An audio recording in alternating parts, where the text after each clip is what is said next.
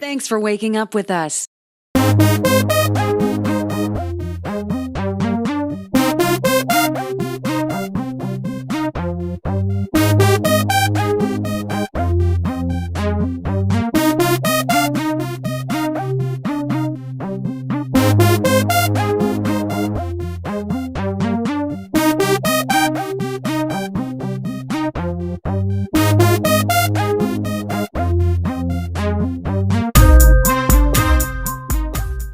How you doing, everybody? Welcome back to Staying Focused for Jesus. Hope each and every one of you are having a blessed day in the Lord Jesus Christ. Today is Monday, May 8th, 2023. Monday, May 8th, 2023.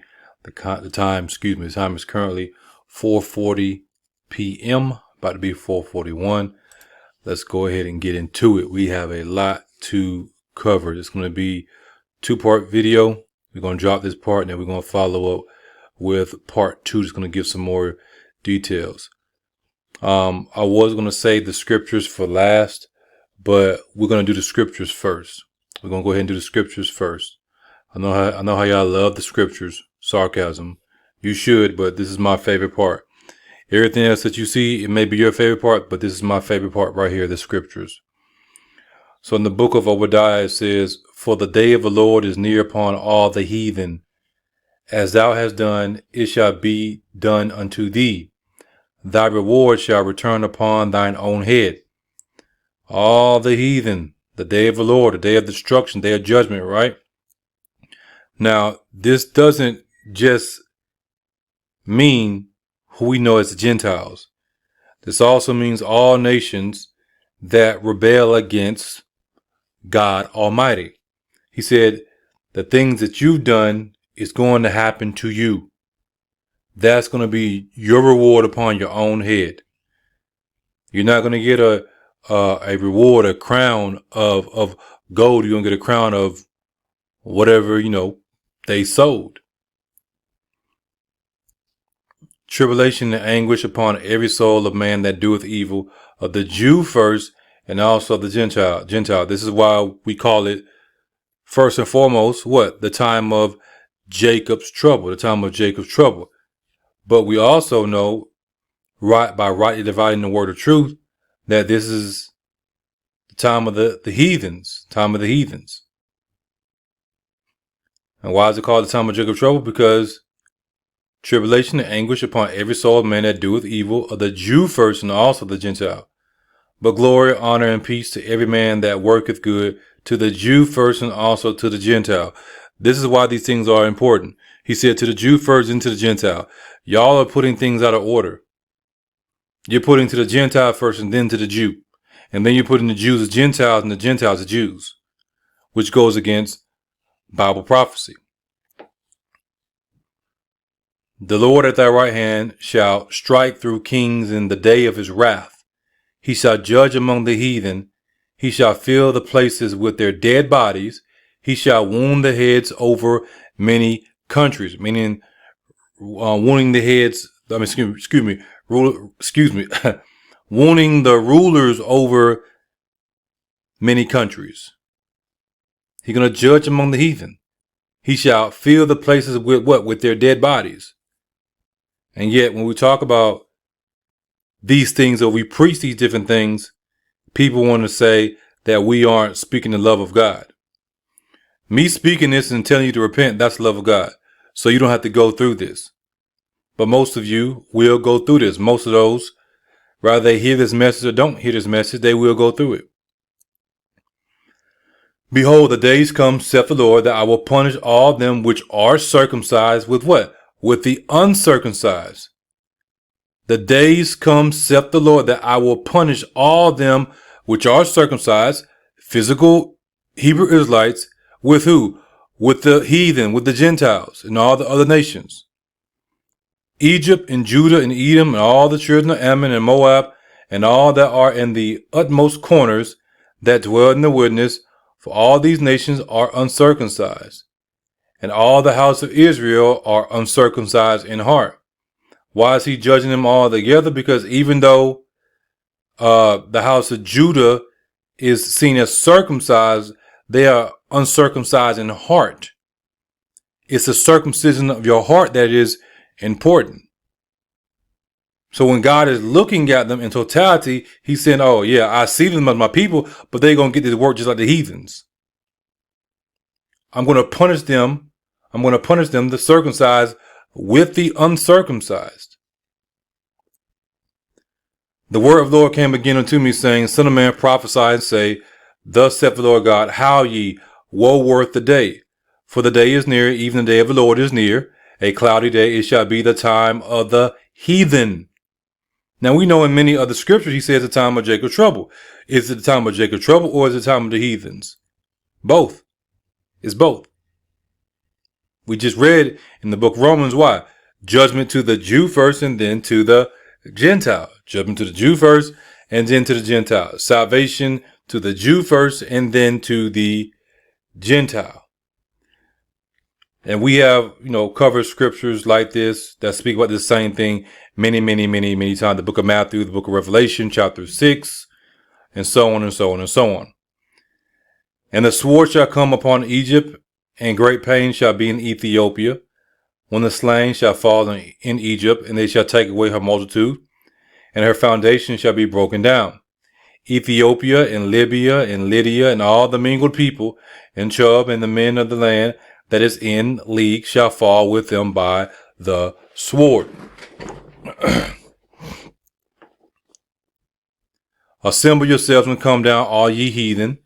Gather yourselves together round about. Thither cause thy mighty ones to come down, O Lord. Let the heathen be wakened, and come up to the valley of Jehoshaphat. For there will I sit to judge all the heathen round about. Put ye in the sickle, for the harvest is ripe. Come, get you down, for the press is full. The fats overflow, for their wickedness is great. So he's telling you why this judgment is coming. The wickedness is great of this world. Multitudes in the valley of decision. For the day of the Lord, the day of the Lord is near in the valley of decision. Y'all know this is Joel 2:3. We've covered this probably just as much as the mark of the beast stuff in the scriptures in the book of Revelation. And it shall come to pass in that day, saith the Lord, that I will cut off thy horses out of the midst of thee, and I will destroy thy chariots, and I will cut off the cities of thy land, and throw down all thy strongholds. And I will cut off witchcrafts out of thine hand, and thou shalt have no more soothsayers. Thy graven images also will I cut off, and thy standing images out of the midst of thee, and thou shalt no more worship the work of thine hands. And I will pluck up thy groves out of the midst of thee, so will I destroy thy cities. And I will execute vengeance and anger and fury upon the heathen, such as they have not heard. We know this is what's called Great Tribulation, what people incorrectly call the Great Tribulation. The book of Revelation, also the book of Matthew, calls it a time of great tribulation. We've been going through tribulation since Adam and Eve.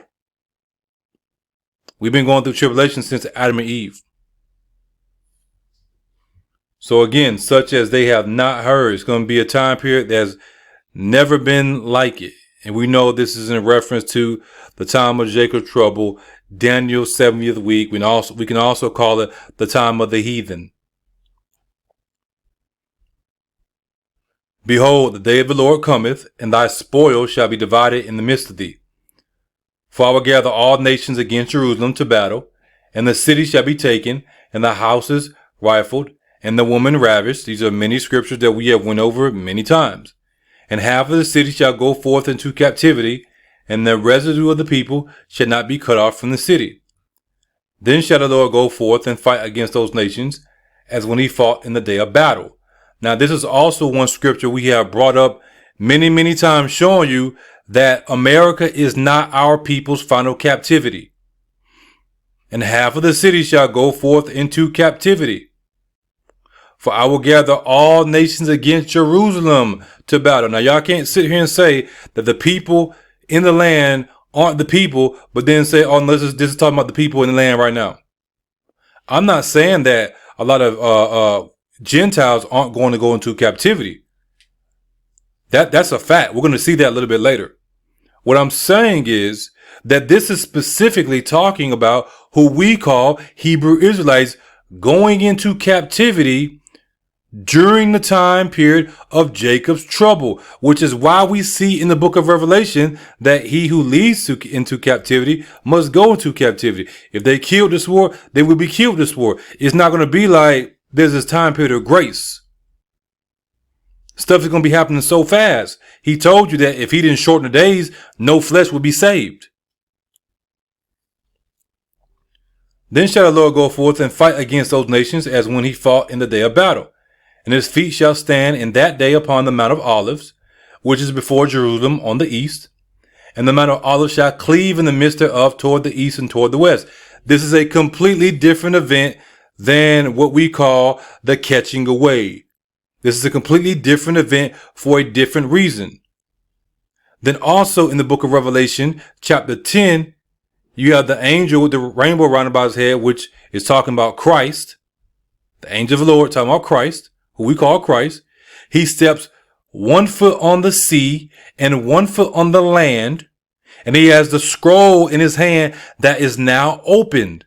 And he's reading it and saying, this is mine. This is the reading of the wheel, as you may say, or as we say, the reading of the wheel of the inheritance of everything we're going to get in Christ in this physical realm. 2 witnesses, the sea representing the spiritual and the land, the dry earth, which is what we come from, representing the physical. Now, this is a different event where he steps foot on the Mount of Olives. Now, let me go over here and get that real fast because I didn't have it in my notes. But you speak as the Spirit leads you. And we're going to go to Revelation 10.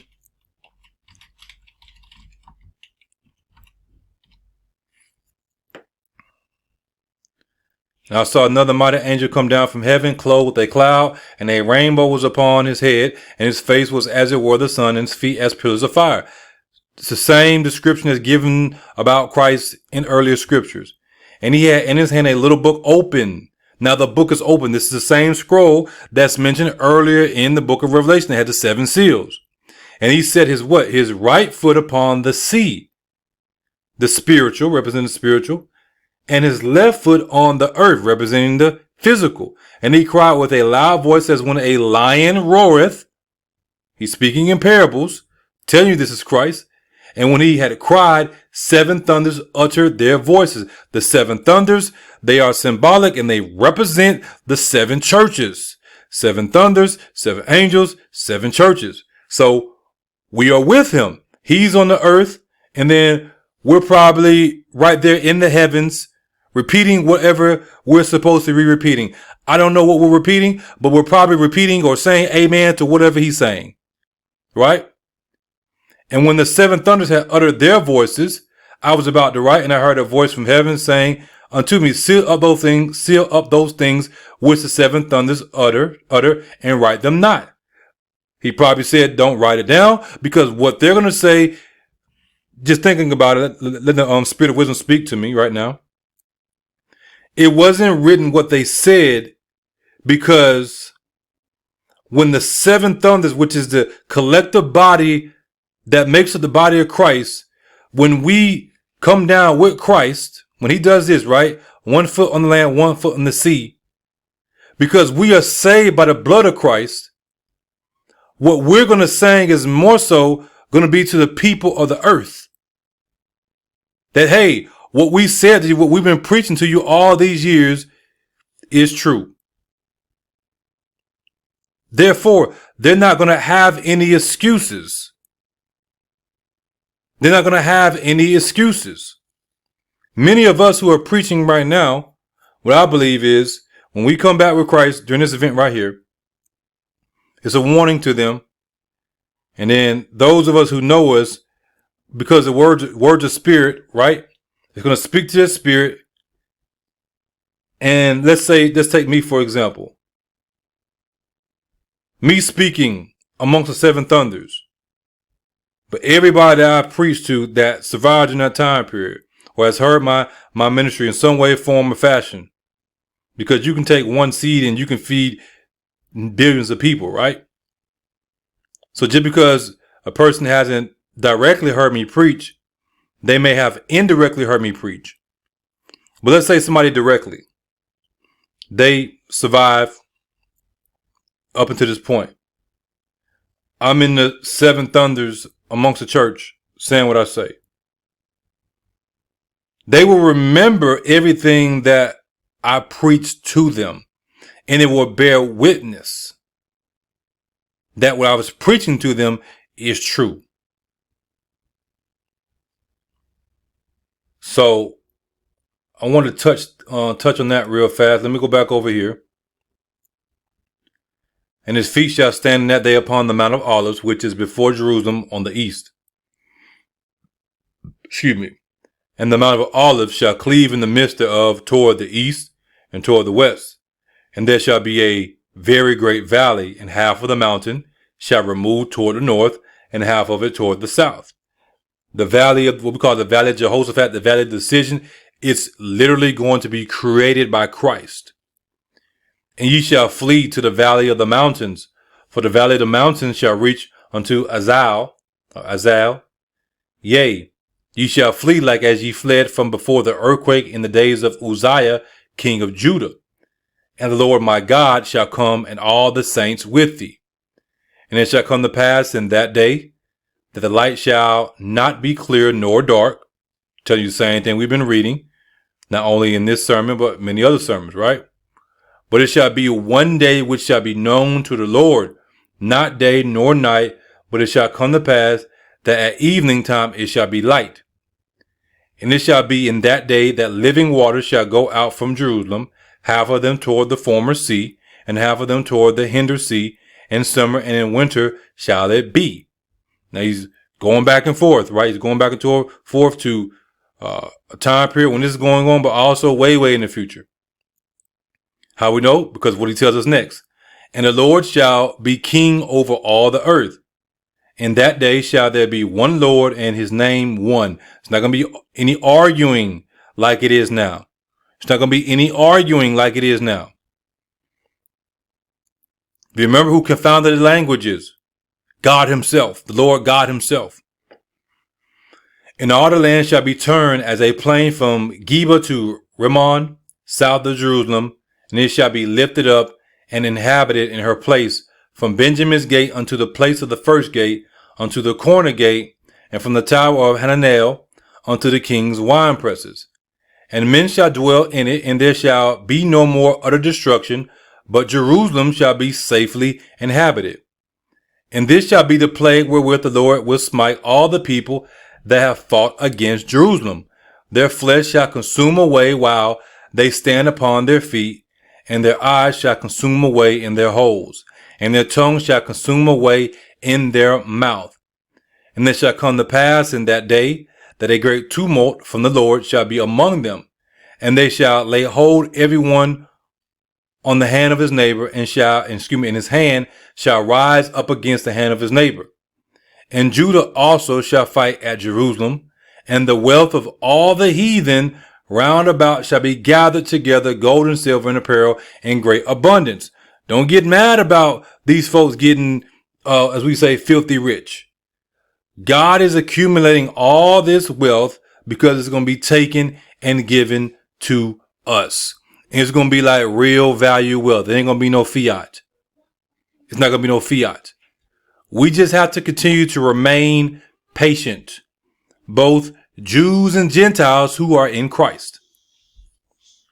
So it goes on and says, and so shall be the plague of the horse, of the mule, of the camel, and of the ass, and of all the beasts that shall be in these tents as this plague.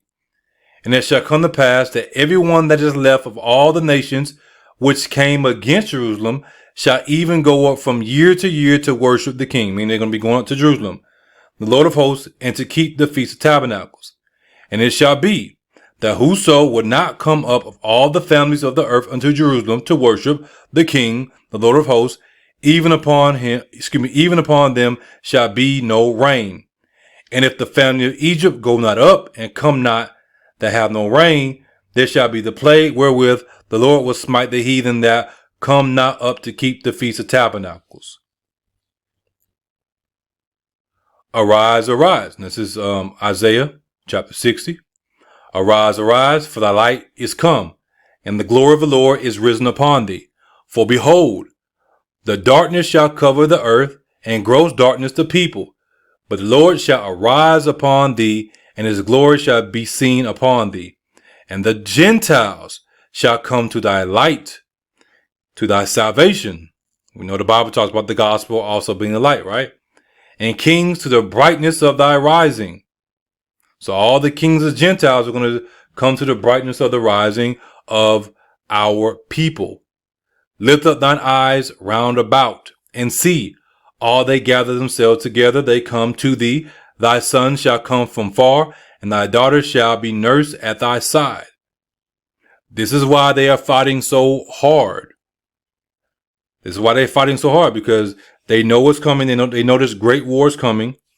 They got to get their resources together so they can speed up technology to be able to fight against the Most High. They're not going to give up this world. They're not going to give up the riches of this world. They will have to be taken by force, by brute force. They know this. They understand it. And we are supposed to know this and understand it. Stop getting mixed up with all this extra stuff where people don't know what they're talking about. Then thou shalt see and flow together, and thine heart shall fear and be enlarged, because the abundance of the sea shall be converted unto thee. The forces of the Gentiles shall come unto thee. The multitudes of camels shall cover thee. The dromedaries of Midian and Ephah, all they from Sheba, shall come. They shall bring gold and incense, and they shall show forth the praises of the Lord. All the flocks of Kedar shall be gathered together unto thee. The rams of Nebaioth, how you pronounce it, shall minister unto thee. We know these are more so, if I'm not mistaken, the Arabs. They shall come up with acceptance on my altar, and I will glorify the house of my glory. Who are these that fly as the cloud, as the doves to their windows? Remember, he told us to be what? Harmless. Be wise as serpents, harmless as doves. Surely the isles shall wait for me, and the ships of Tarshish first, to bring thy sons from far, their silver and their gold with them. Unto who? Unto the name of the Lord thy God, and to the Holy One of Israel, because he hath glorified thee. And the sons of strangers shall build up thy walls. We're not gonna be doing all this building in that way like we do now, all this working, manual labor. We're going to be the ones that are making the decisions of the world with Christ. And their kings shall minister unto thee. For in my wrath I smote thee, but in my favor have I had mercy on thee. Therefore thy gates shall be open continually. They shall not be shut day nor night, meaning it's going to be peace. You're not going to have to lock your doors and all this other stuff. You're not going to have to lock your castles and all this other stuff. Because people ain't going to be stupid enough to try to steal from you, who's going to be a king. It's supposed to be actual wealth. You're not going to try to go in there and steal the gold because that's an act of war. Now, later on, people are going to get stupid. And then we know what's going to happen to them. So it goes on and says that men may bring unto thee the forces of the Gentiles. It's going to be so much wealth coming in that the doors got to stay open day and night to bring in this physical wealth that we are going to be having, and that their kings may be brought. For the nation and kingdom that will not serve thee shall perish. Yea, those nations shall be utterly wasted. This is what they're fighting against. The glory of Lebanon shall come unto thee, the fir tree, the pine tree, and the box together, to beautify the place of my sanctuary, and I will make the place of my feet glorious. You got to pay people, right? We can just go in and say, you know what? These are our trees. We're going to cut them down, and we're going to do what we want to with them. No, we're going to cut them down, or more so, we're going to pay other people to cut them down so that they can work and understand what it means to work and go through these different things just like us. and there will be a righteous system of economics that's established. The sons also of them, listen, this is talking about future generations, right? The sons also of them that afflicted thee, that will mean the ancestors, right? That did what they did in slavery time and also what they do now. Their children are going to do what? Shall come bending unto us. And all they that despise thee shall bow themselves down at the soles of thy feet. Kind of like, you know how I go to the grocery store. I tell you all these stories. I go to the grocery store, minding my business, and people just like act like I'm just like they seen the devil himself. Oh my God, the big black devil. He's coming to kill, steal, and rob, and all these different things from me. Now I'm just going to the grocery store trying to get some food for my family, just like you. They despise us. They despise me. I ain't did nothing to them when I'm trying to give them a blessing. So a lot of them, if they survive, which most of them did not, but if they don't survive, their children, their ancestors that survive, they're going to come and bow themselves down at the soles of my feet, at our feet. That's Bible. Oh, I'm a Gentile. So what are you saying? I'm saying that if you are against Christ, then guess what? You're going to come bow yourself down at the sole of my feet. If you are a Gentile and you are in Christ, you ain't got nothing to worry about. You ain't got nothing to worry about. And this isn't bad. It's just that people don't want to humble themselves. Because it could be a lot worse.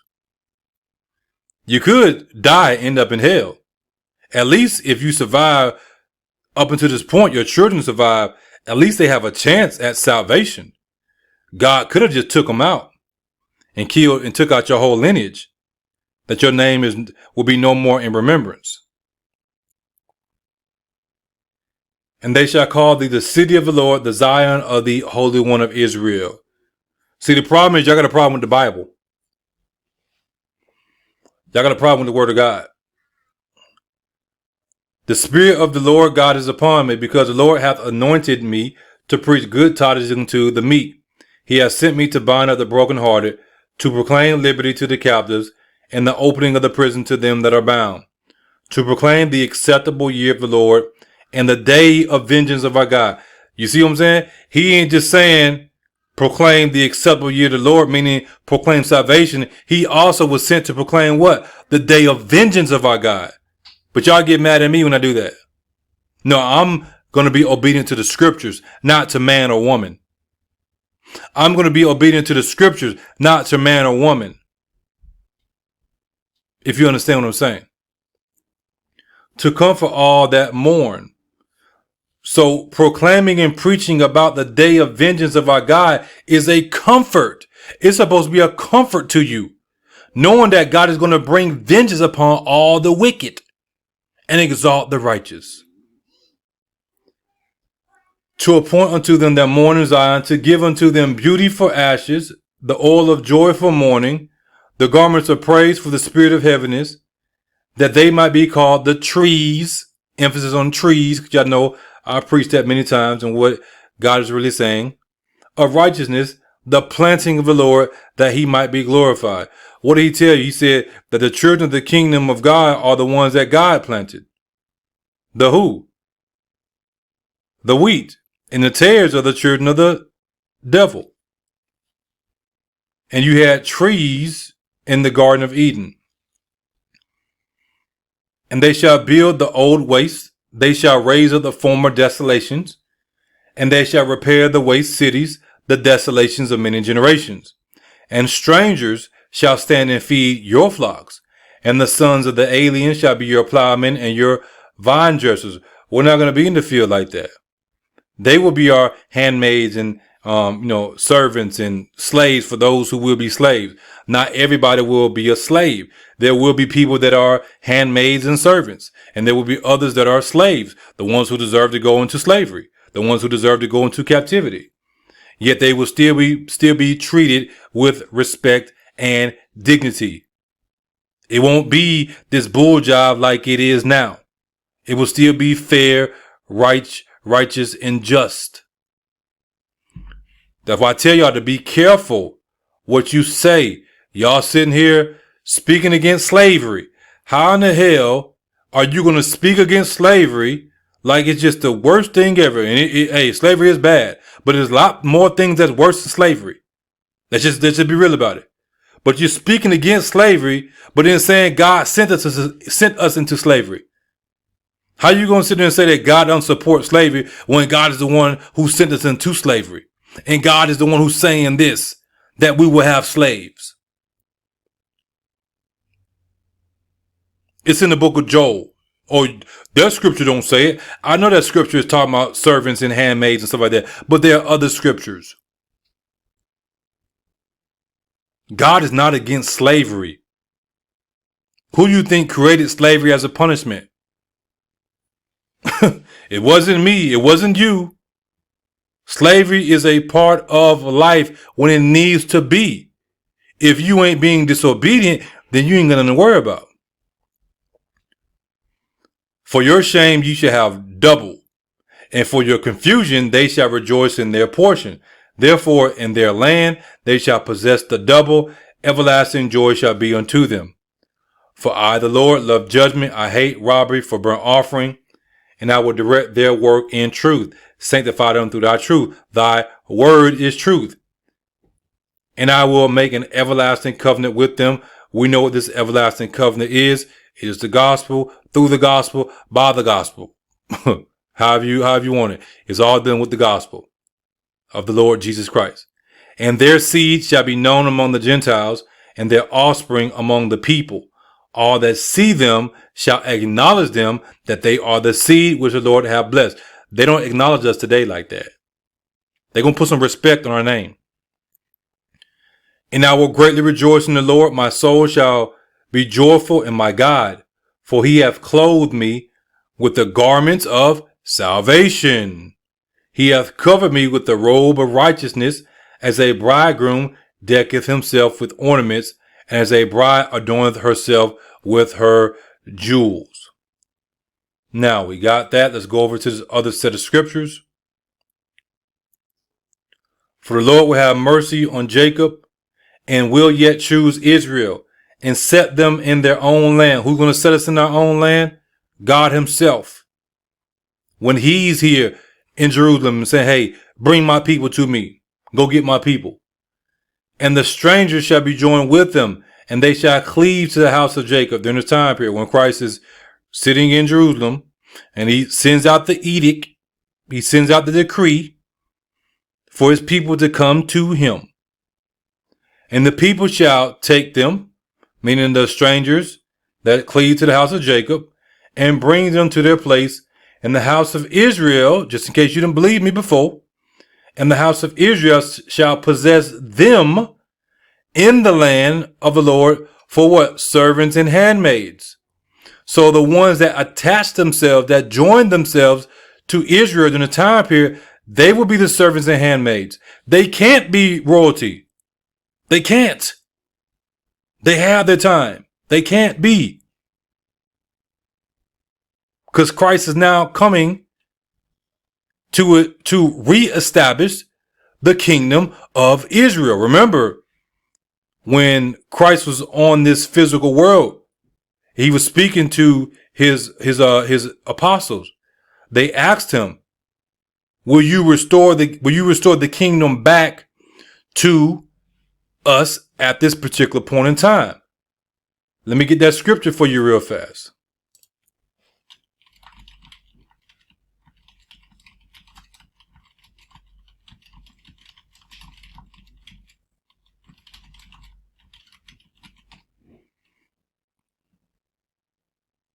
So let's go over here. It says Acts 1. Acts 1, okay.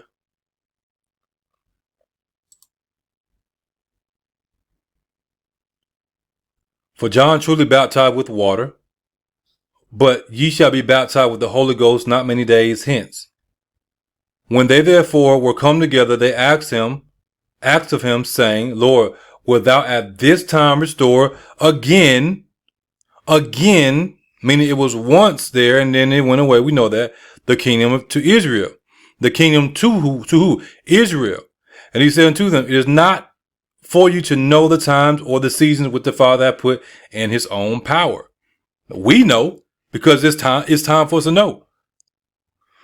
This is why the Bible says that the prophets of old, the apostles of old, they desire to be here and to see these things that they've been preaching about. We're seeing all this stuff happen.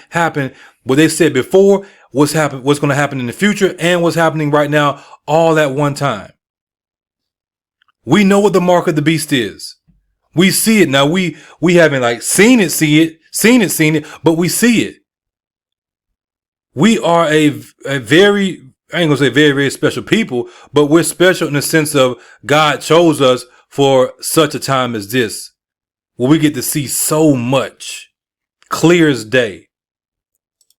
Now, going back to what we were talking about, and the people shall take them and bring them to their place, and the house of Israel shall possess them in the land of the Lord for servants and handmaids. This is when the kingdom is being restored to Israel. And they shall take them captives, whose captives they were, and they shall rule over their oppressors. So it doesn't matter if the strangers, the Gentiles, they join themselves, we're still ruling over them. Doesn't matter if they join themselves and they are servants and handmaids. Eventually, if they are obedient, then they will be exalted from the position, exalted from the position of a servant or a handmaid. They will get a nice position. And they can work their way up into the ranks. Just like we have worked our way up through the ranks in Christ.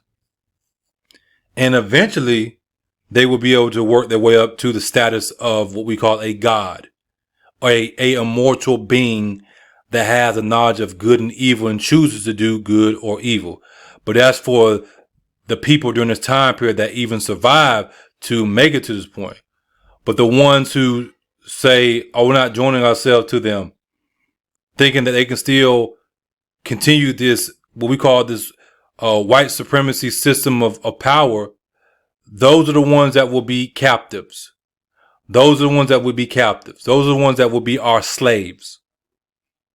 And it shall come to pass in the day that the Lord shall give thee rest from thy sorrow and from thy fear and from the hard bondage wherein thou wast made to serve. This is hard bondage right here. This is a hard bondage, the work that we got to do. And we're not getting paid fair wages. We can barely afford to take care of our bills. I know people making good money. Brothers and sisters in Christ making good money. They can barely afford to take care of their bills. Not because they're not hard workers. Not because they don't make an honest living. But because this system is oppressive as hell. And hell is oppressive. You work, they say you work hard. And then, it pays off. The devil is a lie. The devil is a lie. Now you work hard in righteousness. It pays off. But the way this world is set up, the harder you work, the more oppressed you become. You work hard, and they turn around and they fire your ass. Because that's how they see you. You ain't them but a beast to be taken and slaughtered. You're replaceable to them. And while you working hard, they getting richer and richer and richer and richer. No. We want to say work smarter, not harder. If you need to work harder than you do. Work wiser. Them days of working yourself to the bone and getting ahead, them days is pretty much over. Them days is pretty much over, y'all. Y'all know that. Come on, let's be real. You working overtime and you still can barely make ends meet. Come on now, be honest with me. How many of you are struggling right now? You know you didn't work. You didn't did your job and you still struggling. You still looking at them bills like, man. Or you like, God. Don't stress about it. Do your work. If you need to push something back, push this back to take care of it. Hey, do what you do. If the lights get turned off for a few weeks or whatever till you get the money up. Hey, it is what it is. You're not going to die if the electricity is off. Don't stress yourself out over stuff you cannot control. I know it sounds cliche, but don't. Don't. My light bill is behind right now. But you wouldn't know it. You wouldn't know it. When we get paid, today is Monday, we get paid tomorrow, I'm going to pay it.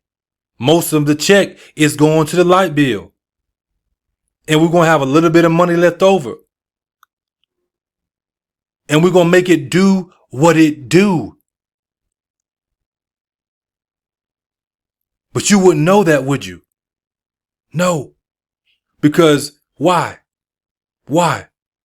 Regardless of what is going on in this world, regardless of what's going on in my personal life, I'm still going to preach with a heart full of joy because I have that. I have that. All my bills are behind, but guess what? I can still sit here with a smile of joy on my face.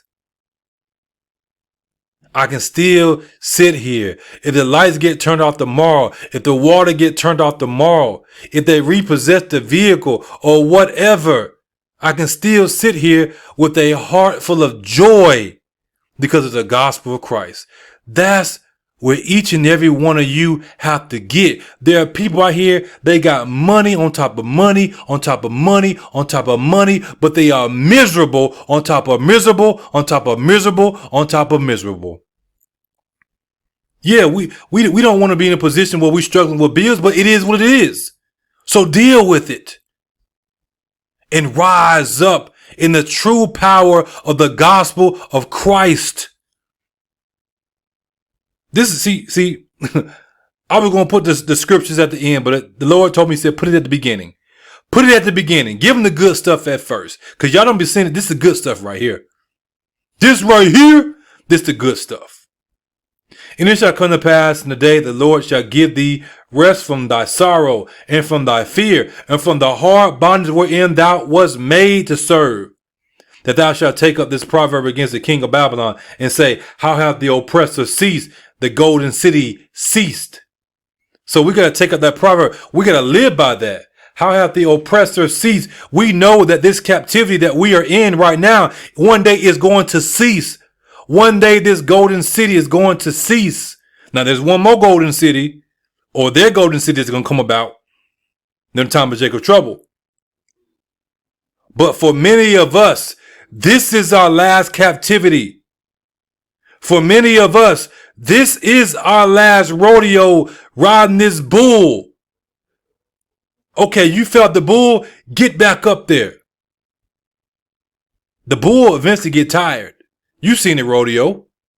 The bull eventually gets tired.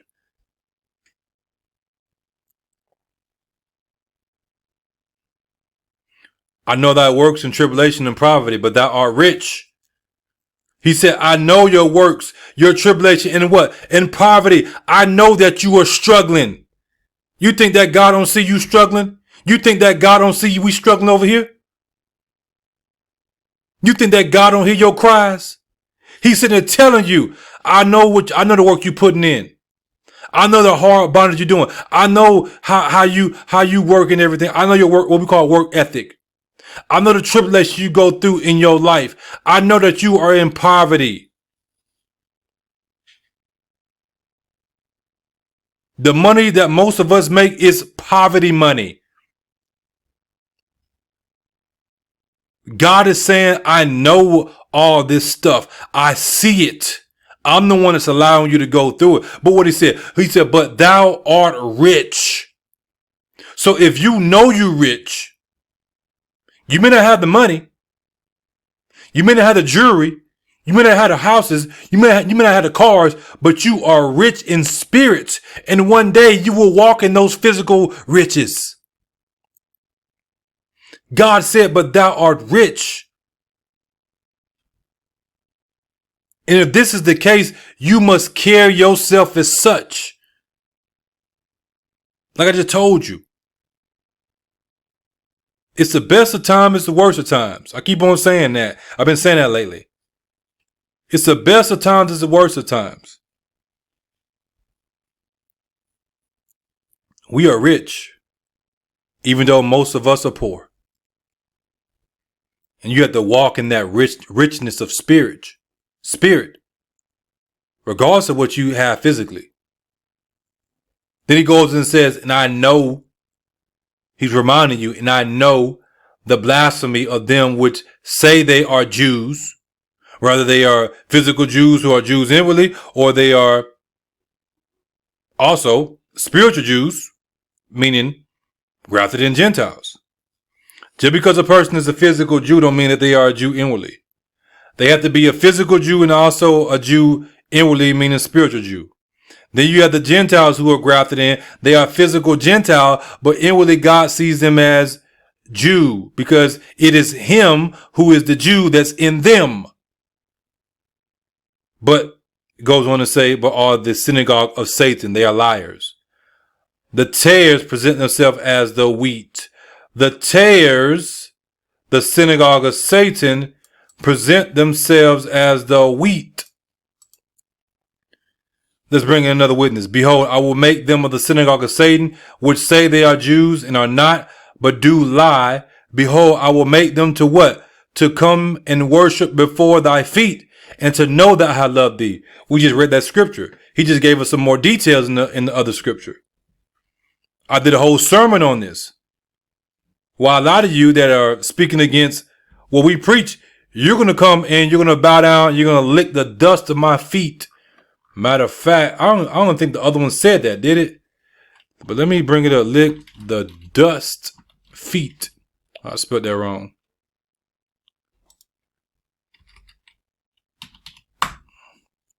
This Bible. And kings shall be thy nursing fathers, and their queens thy nursing mothers. They shall bow down to thee with their face toward the earth, and lick up the dust. Lick, just in case it ain't clear enough for you. And lick up the dust of thy feet, and thou shalt know that I am the Lord, for they shall not be ashamed that wait for me. Lick up the dust of thy feet, and thou shalt know I am the Lord, for they shall not be ashamed that wait on me. Say you around on that?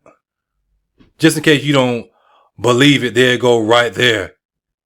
There it go right there. I did a whole sermon on this. People don't want to hear this type of preaching. Why? Because they have a different Jesus.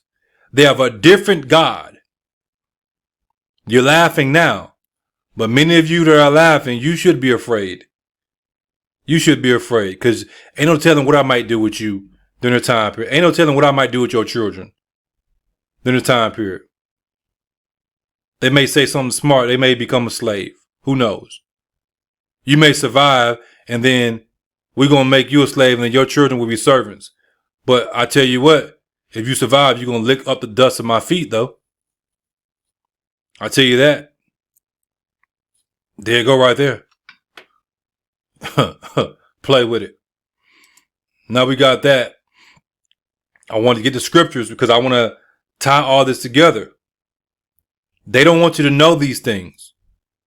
They don't want you to know these things. Now we got to get some history lessons. This is an article that was from January 24, 2021. What every American should know, Washington, D.C. Now we know a lot of this, but I'm going to bring it together. I'm going to bring it together under the light of the scriptures. Washington, D.C., formerly the District of Columbia, is also known as D.C. or Washington. It is the capital city of the United States of America. But did you know it is not owned by America? Why, yes, we did. Most of us did. The district is not a part of any U.S. state. In 1846, Congress returned the land originally ceded by Virginia. Yet we pay for all its infrastructure and commerce. Washington, D.C. pays no taxes, though it is a capital city. Ironically, residents of Washington, D.C. lack a full self-governance. Representation in Congress is limited to a non-voting delegate to the House of Representatives and a shadow senator. It took until 1964 Washingtonians to vote in the presidential elections.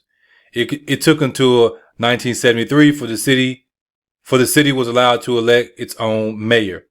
Who owned Washington, D.C.? London, the District of Columbia, and the Vatican. Don't get confused, because when you speak about the Vatican, you think about the Catholic Church. But there's a Catholic Church that was around before what we call the modern day Catholic Church took over.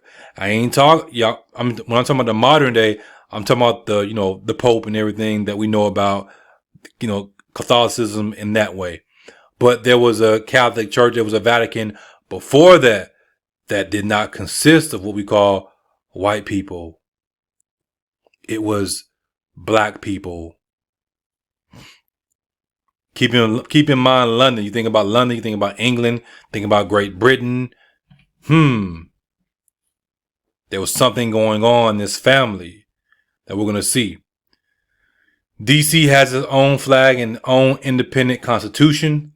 The Act of 1871 passed by Congress created a separate corporation known as the United States and a corporate government for the District of Columbia.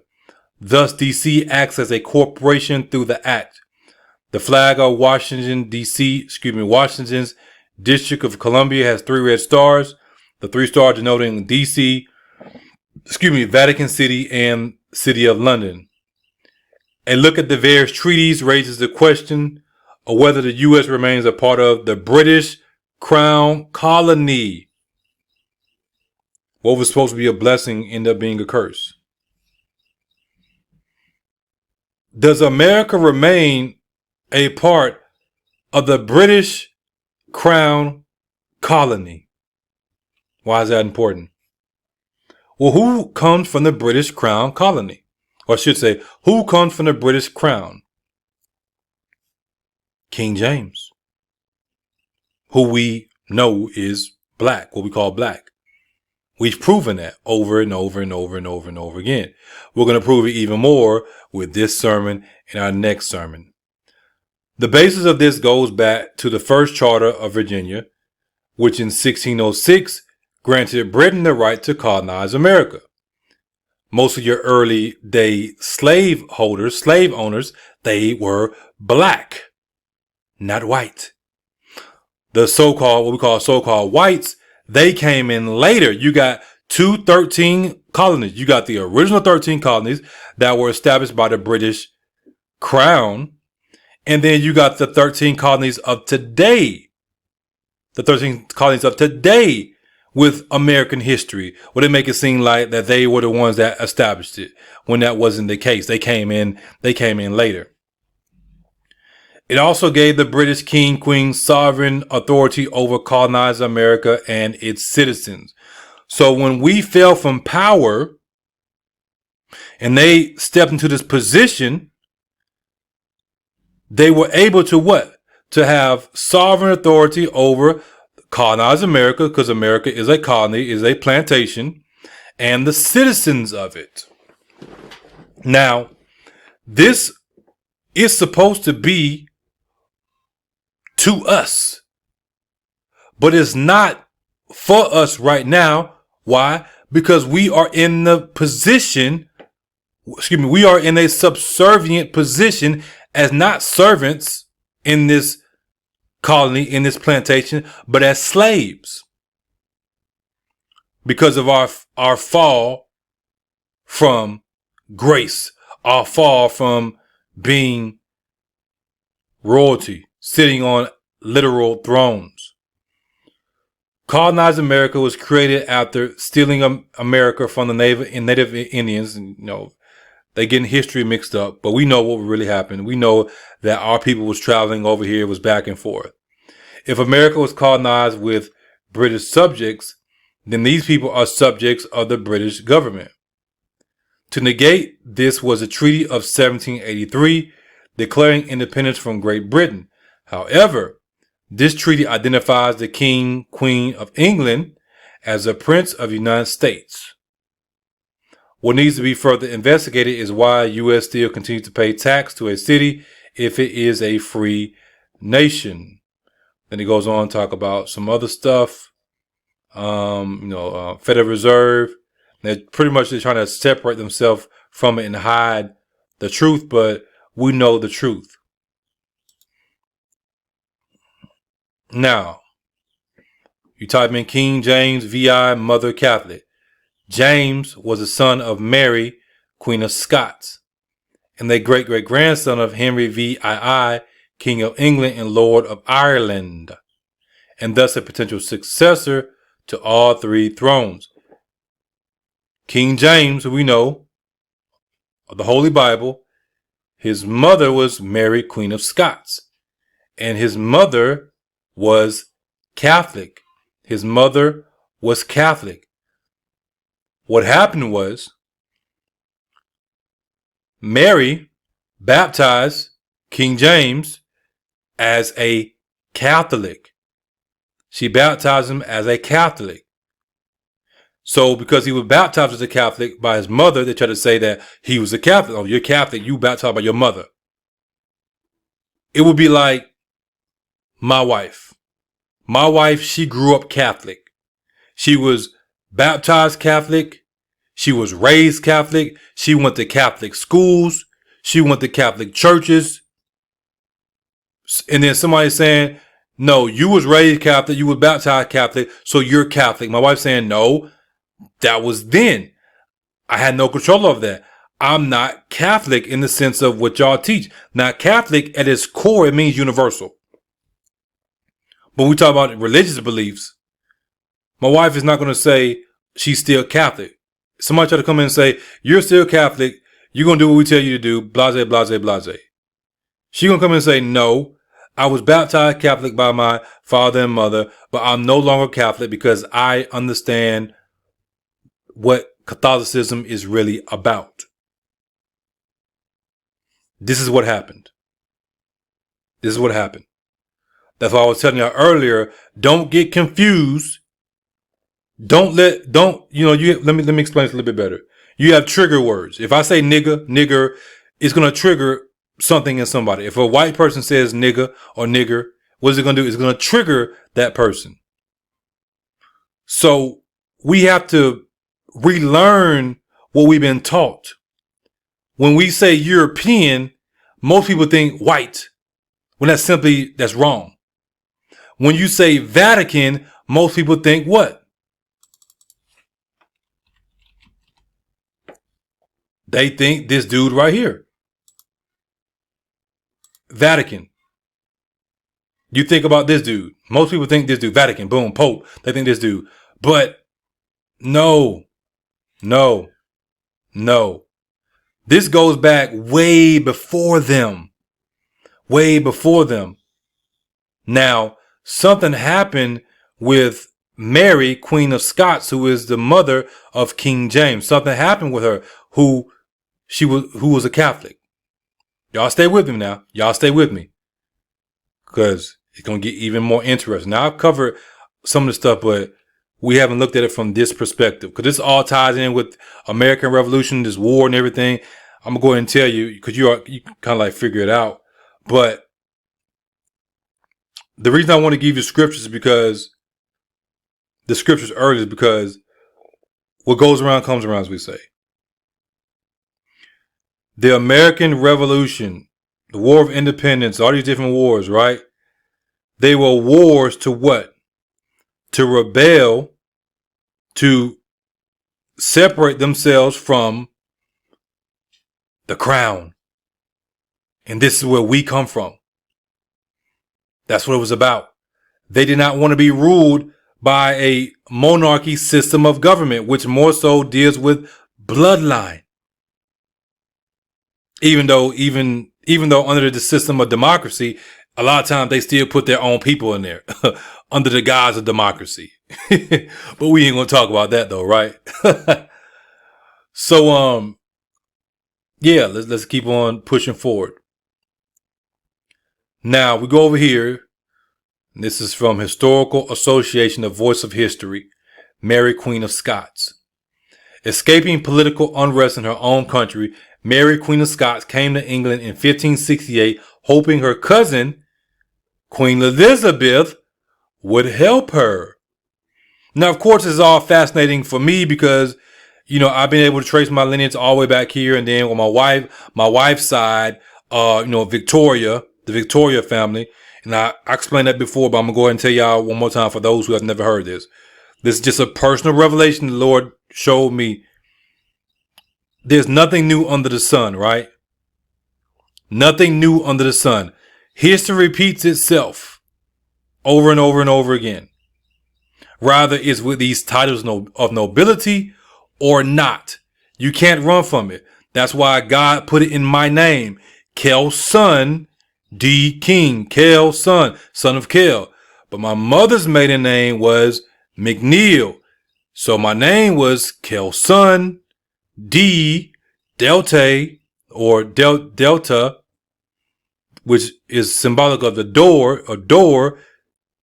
And also you have McNeil, son of Neil. So I had two surnames. First name was a surname. Last name was a surname. Then it was changed to King when my mother married a king. All throughout my family tree, I got knights, kings, McNeils, and all these Scottish, Irish names. God put that in me for my own personal testimony because he knows more about me than I know about myself. I'm still learning about myself through the Spirit. Now, on my wife's side, the Victoria. Let me jump over here real fast so you can see it. Not her family tree, but just so you can visualize a little bit. Victoria royal family.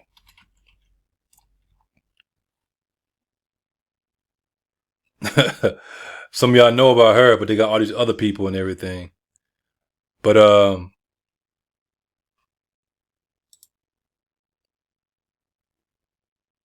y'all know about this. I want you to visualize it. I want you to visualize it. Now, going back to what I was just telling you. You got my side, and then you got my wife's side. It's the merging together, the bringing back together of the two kingdoms being symbolized in my marriage. I'm not saying that it's not symbolized in other people's marriage, but remember, this is staying focused for Jesus. This is my testimony. With me being the king that I am in Christ, now it's like, okay, we have to have a royal marriage of another royal family, which is on my wife's side, Victoria. Right? So boom, bring it in. It's married. It's consummated. You got the 3 children. Now here we are, me speaking about it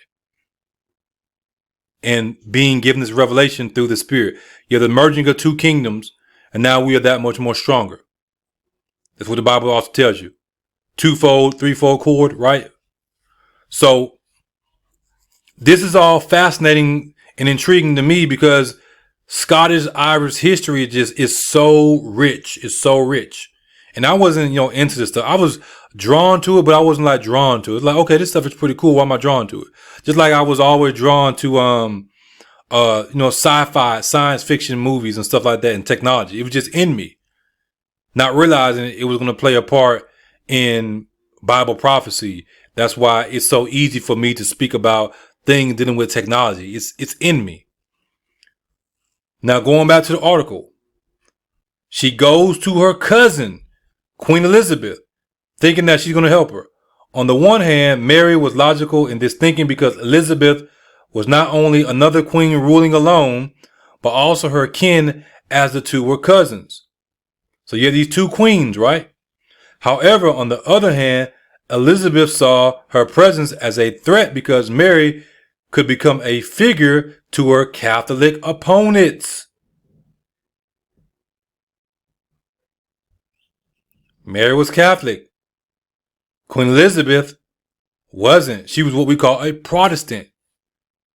Now they tell you this modern day manipulation of the Protestant Reformation, the Protestant movement, but they don't give you the backstory behind it.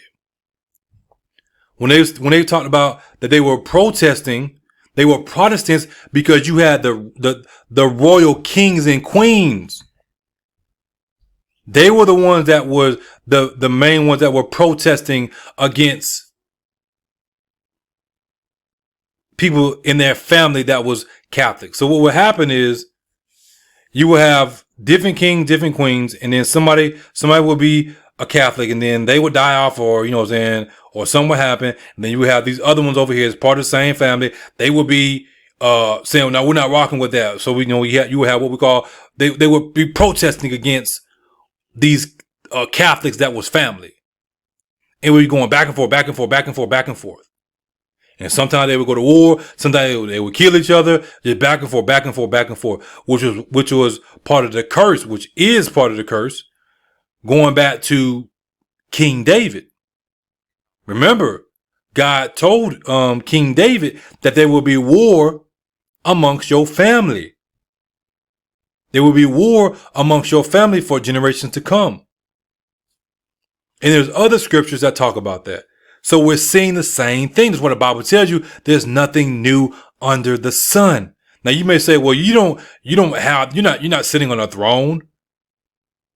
The title may have been stripped by the world, but the title has not been stripped by God, because God still knows who each and every one of us is. It goes on and says, so Elizabeth imprisoned her cousin and gave her no hint on whether she would ever be released. And she wasn't. She ended up being beheaded by her cousin. She kind of like had to. She had to. It is unclear if Mary herself started and led the Catholic plots to overthrow Elizabeth, or if she was simply persuaded into a plot that was already in action by another leader, Anthony Babington, for example. So they're trying to say that they don't know if Mary had anything to do with the plot to overthrow her cousin, because they want to establish the system of Catholicism, which is, paganism, the worship of these false gods. This stuff gets deep, y'all, but they don't want you to know all this. But Mary, she did have something to do with it. Mary 100% had something to do with it. Mary was eventually found guilty of conspiring to assassinate the queen in the Babington plot. Her own signature. Now you can make an argument that was forged, but she was a Catholic, y'all. She was a Catholic. Her own signature on secret letters securing her own death. Elizabeth had no choice but to execute Mary, as was the law. Evidence shows that Elizabeth did not like having to behead her cousin, not out of kinship or love, most likely, but out of fear of the repercussions of killing another queen. So it wasn't necessarily, oh, this is my family, so I don't necessarily want to kill her. This is my kin, I don't want to kill her. You know what I'm saying? I love her, I don't want to kill her, because they really didn't get along. She didn't want the repercussions of killing another queen. Elizabeth, she was more so lukewarm. She was more so focused on herself. And we cover Elizabeth a lot, but we're going to cover her again. Elizabeth was very vain. My great, whatever she would be to me, my great cousin or whatnot, great auntie, I don't know, great auntie, cousin, whatever she would be to me, she was extremely vain, and she was lukewarm. Now, did she die lukewarm? I guess we'll find out. But she was very, very lukewarm. So, what's the point I'm making about all this? These two were cousins. Mary and Elizabeth were cousins. Mary is the mother of who we know as King James, that God used to bring forth the scriptures. King James knew about the curses and everything. He knew all of that. He wasn't going to go against God's word. He was just trying to get ahead of it. Hey, let me get ahead of this. We'll get the Bible over to the hands of the people, which is why they received it. Our people received it so readily because the book speaks to us. It's our book. So again, Mary and Elizabeth, they are cousins. Mary and Elizabeth are cousins. Mary is the mother of King James. Are there any descriptions of these people? Yes, there is. So I think we can close this out. After the turbulent and short reign of Edward VI and Mary I, the length and prosperity of Elizabeth's reign came somewhat as a surprise. Her 45-year reign earned her the title the Great, was not merely the result of chance, but the result of her strong will, intelligence, popularity with people, and personal character. By the end of her reign, especially after the defeat of the supposedly invincible Spanish Armada, Elizabeth began to be held in almost supernatural awe throughout Europe. And to her own subjects, she became a sort of secular saint. Secular. As she became older, Elizabeth increasingly transformed herself into a national symbol. With her majestic dress and bearing and her own renowned intelligence, she represented the splendor and power of England. Elizabeth had an erect posture and very pale skin. Oh, that means that she was white, right? That's not what it means. But that's a trigger word for most people. They see pale skin, they automatically think white. Oh, a black person can't have pale skin. My children are light skinned, but they're still black. My children are light skinned, but they're still black. And sometimes they may have pale skin. Now, Elizabeth, she had very pale skin. Why? Why did Elizabeth have very pale skin? Is it because she was a white woman and she just had pale skin? Or is it something else? Could she have been a black person that had pale skin? Why are all the pictures of her that we look up, she has what we consider white skin? And you look at it, it's a unnatural white skin. Most white people aren't walking around looking like just unnaturally white, what we call white.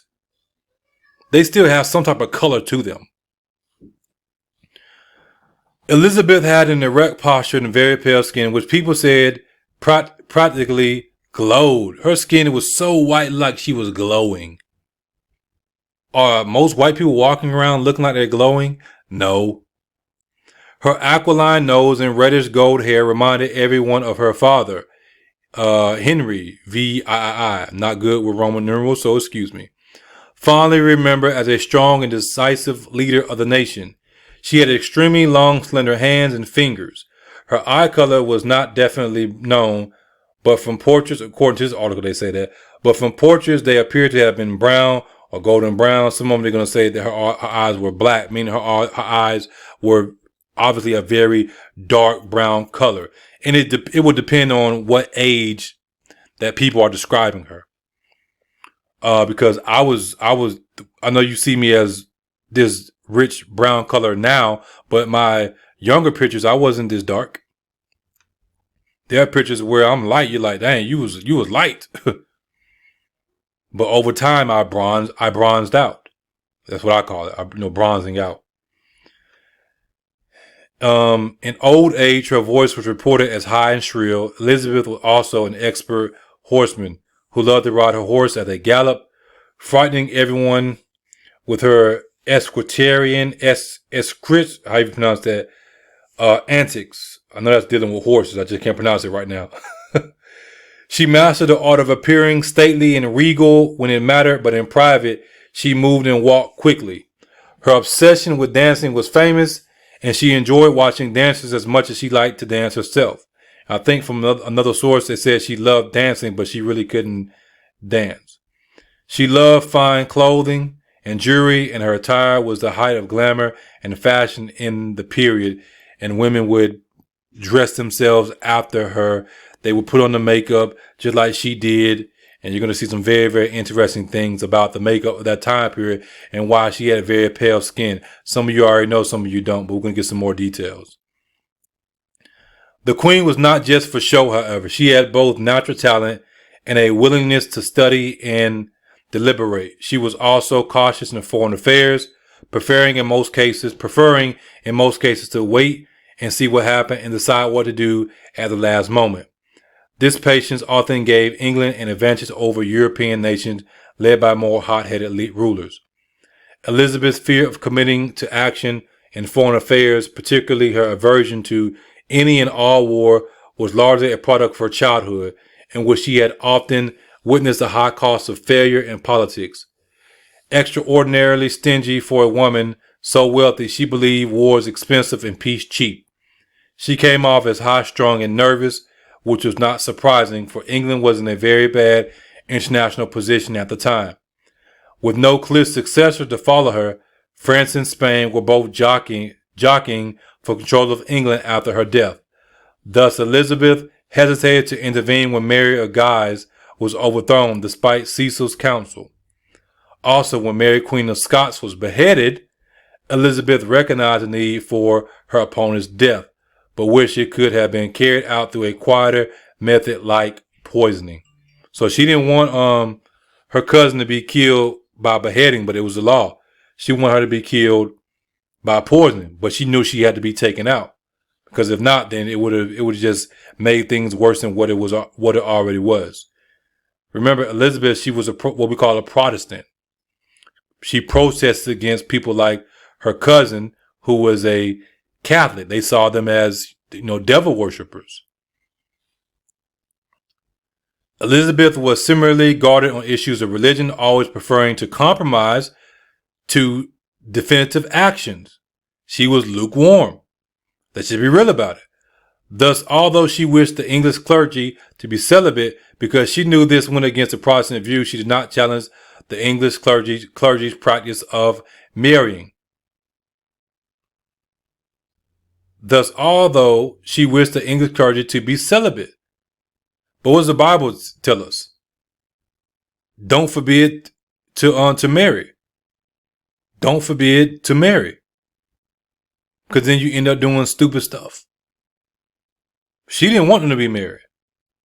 But the Protestants, they were like, no, we going with the word of God. I mean, it's not too hard to see that Elizabeth was obviously compromised and she was lukewarm because she wanted to keep up this image of herself. She was a very, very, very, when I say, you see, I said it 3 times, very, very, very, very vain. Very vain. Regarding communion and the great Protestant Catholic spiritual debate, this is what we're talking about, right? Debates of the Reformation over which so many people were killing each other, Elizabeth refrained from comment, saying, some think one thing, some another, and only God can say whose judgment is best. And the Catholics say this, the Protestants say that. I'm a Protestant with my words, but I'm secular. I don't get into all that. I'm secular, which is why they saw her as a secular saint. She was playing both sides because she was more so worried about her appearance amongst the people, amongst her subjects. What does the word say? If they hated Christ, they're going to hate you. The people did not hate Elizabeth. They loved her. Why? Because she was lukewarm. She was lukewarm. That's probably why God didn't give her an heir to the throne. Like many famous historical people, Elizabeth is the subject of several myths. One story claims that she went more or less bald after age 30. This is untrue. Certainly, she was fond of wearing wigs, especially as her hair grayed. But nearly everyone wore wigs at that time, as it was the fashion. So it talks about how she hated bad smells. And then you have somebody made her an inventor friend designed and built one of the earliest water closets, which is what we call a bathroom.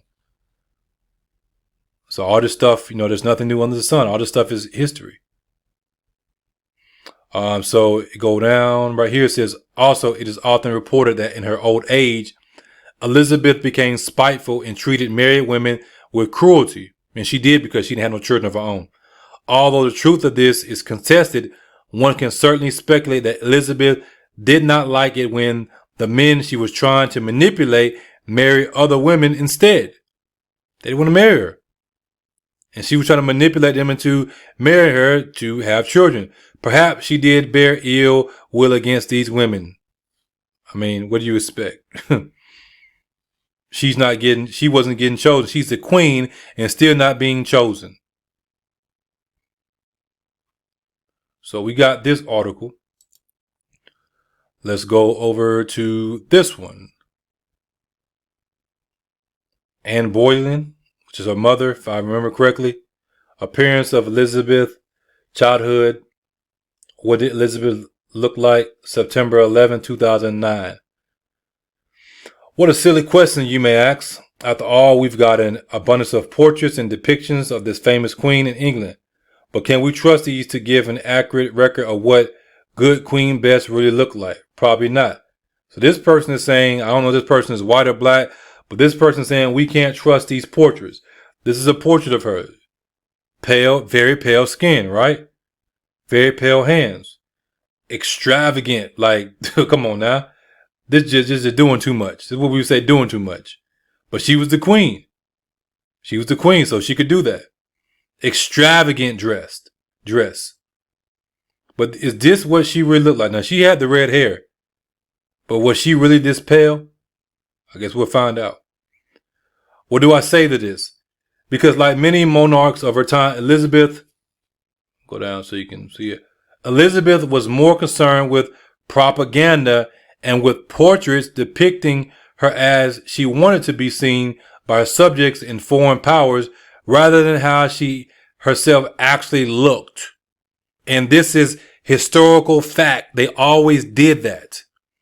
They always did that. Now, I'm not saying there wasn't no whitewashing, but they were more so focused on their vanity and how they appeared than actually doing something about what they said they were doing, meaning sitting in that position of power as a king or queen.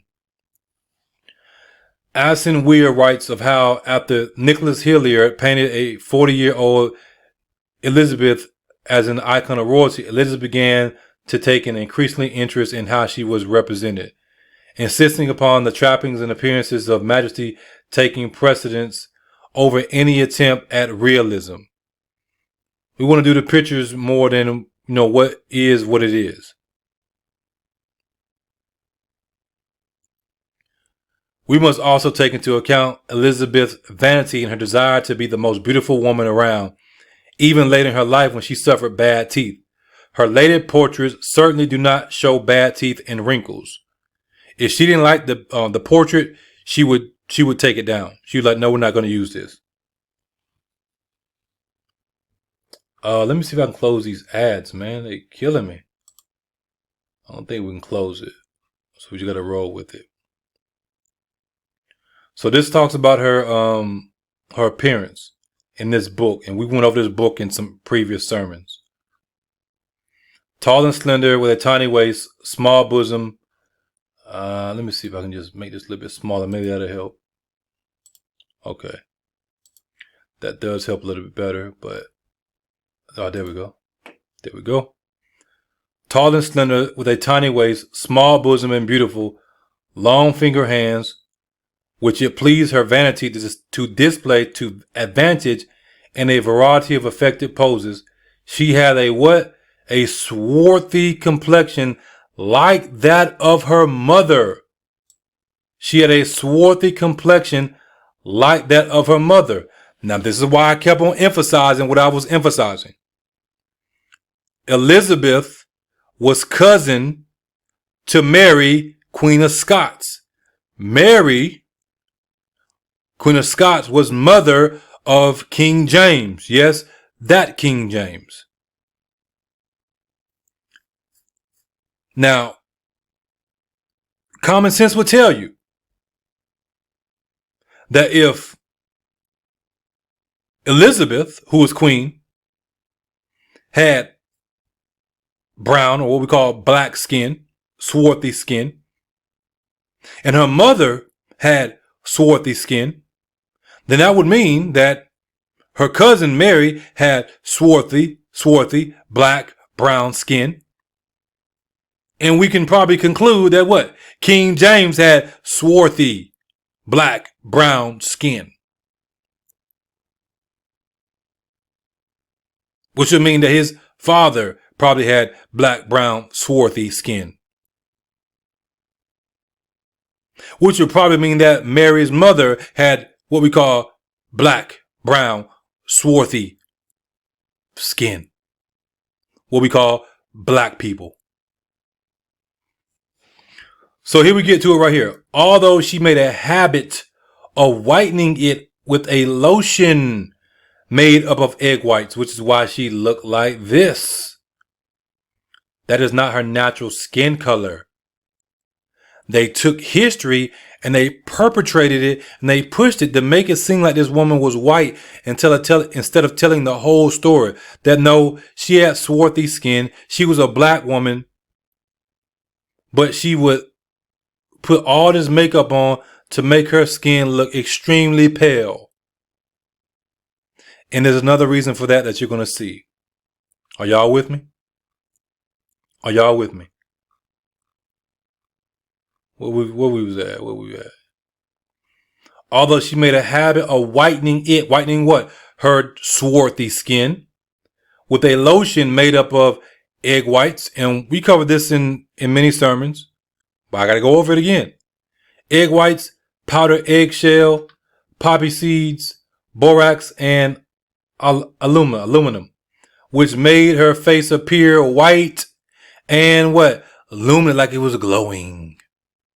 She had inherited also Anne Boleyn's long, thin face, high cheekbones, and pointed chin. From her father, she had her red, naturally curly hair and high, hooked nose. So this guy says, he describes her as slender and straight. Her hair was inclined to pale yellow. Her forehead large and fair. Her eyes lively and sweet, but short-sighted. Her nose somewhat rising in the middle. Her countenance was somewhat long, but yet of admirable beauty and a most delightful composition of majesty and modesty. Anne Somerset in her book Elizabeth I says that Elizabeth had no claim to genuine beauty, but also that her best features was her hands with their elongated and slender fingers. Somerset also describes her as having a long oval face and a hooked nose rising in the midst, or I guess rising in the middle. So they're saying this is her. Man, stop it. Like if this was a white person, they about to die. All the white people that I know that look like this, they about to die. They old. I'm just being real. But the average white person, the white people I know, the white people I see, they ain't this white. Now they be white, but they ain't this white. Good Lord. But they want you to believe that this is how white she was. She was that white, or she appeared that white because she put that makeup on her face. And the other women end up doing it around that time period, which is why you see all these portraits and stuff like that. She, come on now, her waist was not this slim, but she sure got some hips though, don't she? She got a little bitty waist with a big old. If she was this slim, good Lord. But it's interesting because the women of the day do the same thing. They put the makeup on, make their face look lighter than what it actually is. They get the waist trainers making their waist look super slim and they butt be hanging out like good Lord. Where even my wife be saying, good Lord, what is they doing? Y'all go back and my mother-in-law said it. Did y'all listen to that interview I did with my mother-in-law? She even said it. So it goes on and says, David Starkey writes in his book, Elizabeth, of how the well-known portrait of the teenage Elizabeth shows auburn hair, inherited from her father, a delicate mouth and her long, slightly arched nose, and her mother's charcoal black eyes. So she had very dark eyes. She had some very deep eyes that would suck you in. This portrait also shows her long and slender hands. So in this person's book, writes of how the imperial ambassador, this person describes a 5-year-old Elizabeth as very pretty. This was a man who hated Elizabeth's mother, Anne Boleyn, whom he called the concubine. So Elizabeth must have been an attractive child for him to speak well of her. He hated her mother, so he spoke well of the child. She's very pretty. Instead of saying, no, the child is ugly. According to William Cecil's son, Thomas, King Philip was enamored with a 20-something Elizabeth when he was married to her half-sister, Mary, because Elizabeth was a fair and beautiful woman. And in 1557, Giovanni, the Venetian ambassador, gave an account of the Prince Elizabeth, saying, my Lady Elizabeth is a young woman whose mind is considered no less excellent than her person. Although her face is comely rather than handsome, she is tall and well formed, with good skin, although sallow, meaning it was pale. Although sallow, meaning it was pale and it was it was pitted and stuff like that. And that was from the makeup she was using. She has fine eyes and above all a beautiful hand of which she makes a display.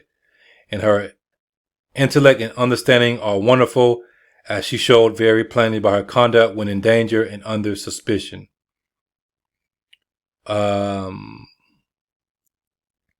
She is proud and haughty, as although she knows that she was born of such a mother, she nevertheless does not consider herself of inferior degree to the queen, whom she equals in self-esteem. Talking about Mary. She prides herself on her father and glorifies in him. Everybody saying that she also resembles him more than the queen does. She prides herself of her father. She resembles her father. So if she was swarthy and she looked like her mother, but she resembled more so her father, that means that her father was swarthy. What we can gather from all of these descriptions of Elizabeth in her youth, together with the portrait of the Princess Elizabeth, the Whitehall family portrait, and Elizabeth's coronation portrait, is that Elizabeth had her father's auburn hair and hook nose, her mother's dark eyes and swarthy complexion, also her father's swarthy complexion, and elegant hands with long, slender fingers. So why they don't tell us this?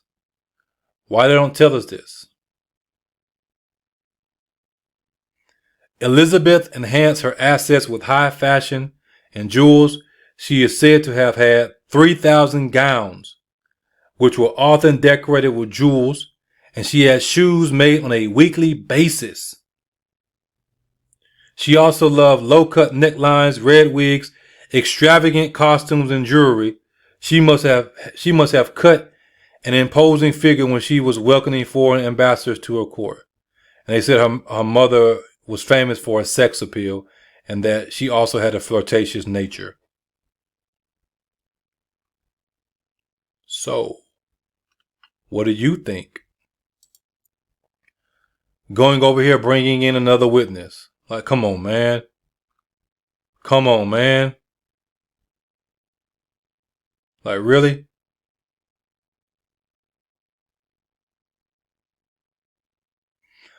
It says right here, she may well have freckles on her pale skin, but like all Elizabethan ladies, she would have taken care to avoid getting the sun on her face.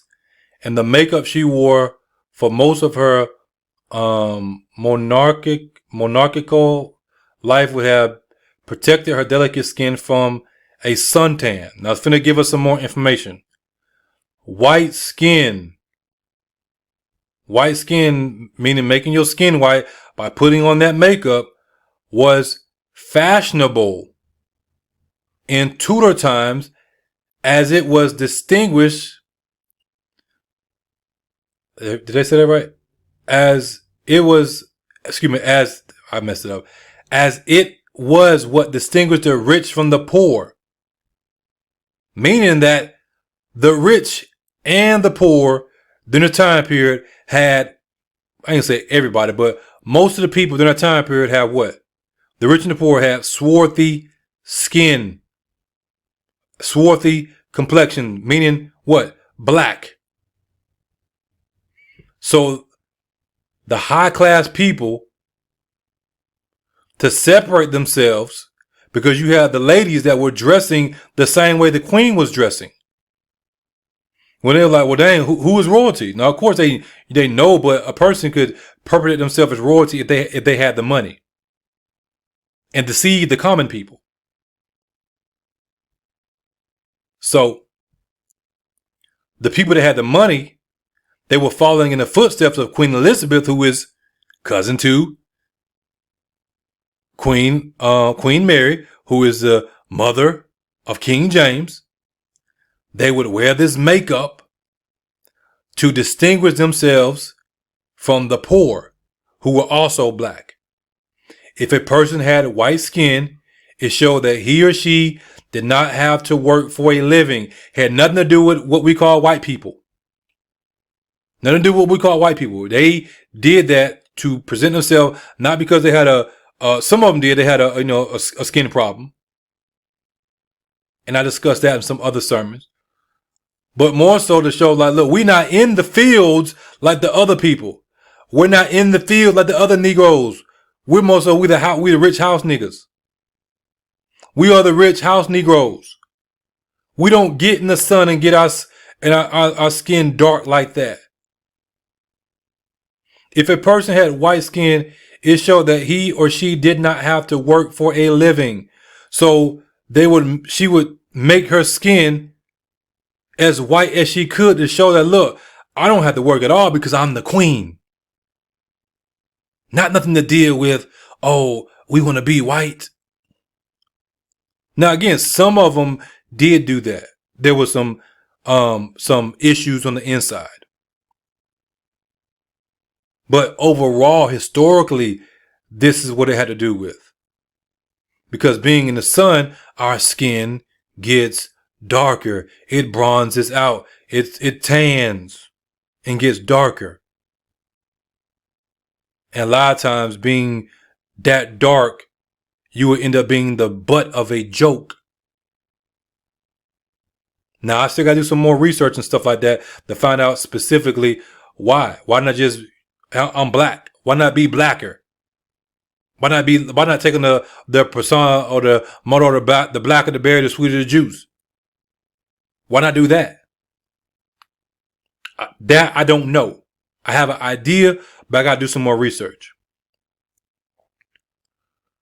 So her gloves are on display. I just want you to see that.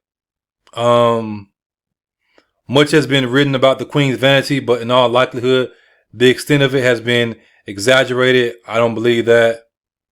The Tudor period was an extravagant period, and a lot of it came from her, and vanity was perhaps a prime ingredient. Court life was flamboyant and people dressed to impress. As a monarch, it was Elizabeth's duty to dress better than everyone else. Not really. She didn't have to. So we're going to go here real fast. And you see she got the red hair and this. Come on now. Stop it. The Venetian ambassador, which we kind of like read that her face is comely rather than handsome. She is tall and well formed with good skin, though swarthy. She has fine eyes. Then this person, her hair is more reddish than yellow and curled in appearance naturally. Then this guy says what? Short and ruddy in complexion, very strongly built. That's two witnesses that's saying that she has black skin, ruddy, brown skin. You can make an argument how dark she was, but she was still black, what we call black. I'm not that dark in comparison to like some Africans, but I'm still black. This one talks about her teeth being black because of all the sugar and everything she used to drink, eat, way too much sugar. And the hair, at this point in time, she's wearing wigs. Yes, I just want to show you that. We don't have to make nothing up. We don't have to make nothing up. So once again, if her cousin, Mary's cousin, who is Queen Elizabeth, was black, then most likely we conclude that Mary herself was black and conclude that King James was black. And we know that King James was black because we have the evidence to support it. Mounds and mounds and mounds of evidence. And more evidence will come forth, and we will continue to bring it forth as it comes. So, why does all this matter? Well, we should know, but we're going to bring forth some more evidence. Now, I know it's hard to see this, but this is the monarchy tree pretty much. I'm going to zoom in on some of it. You go over here, you got Kenneth MacAlpin. Mac, you see that? Mac. You trace down. You come down to Dub. You also have, again, Malcolm X. Malcolm X is up in here. He traces his lineage back here to Ireland, Scotland. And that's from my own research. And then you come over here. So it's showing you the family tree, right? Then you got Malcolm III, right? St. Margaret of Scotland. Henry I of England. You see how the family's connected? Boom. Then it comes back over here. Henry of Scotland. You see all these different names, right? You see how it's connecting.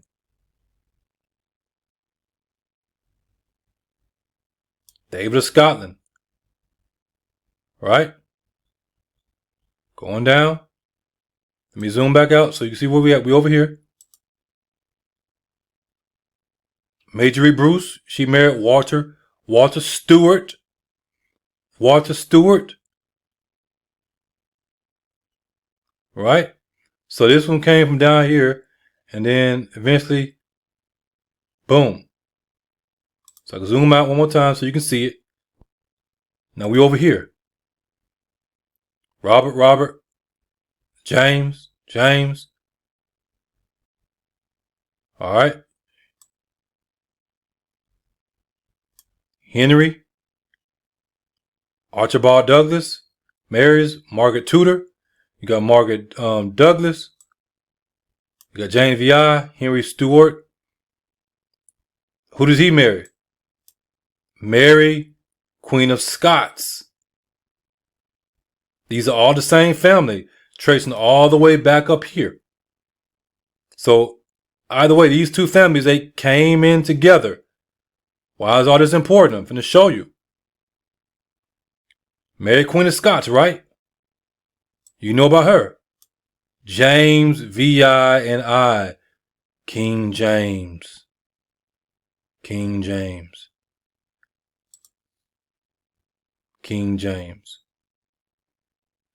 So, come down here.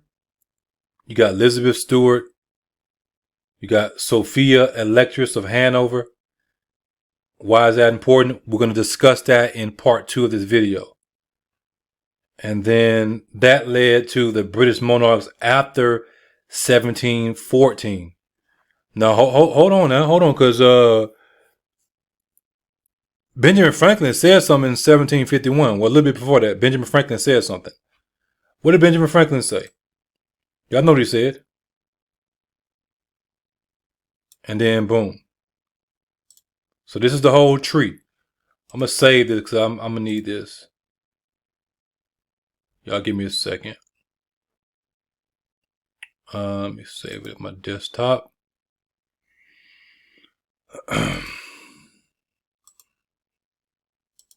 Okay, so we got that. I close that out. I'm going to keep it open just in case.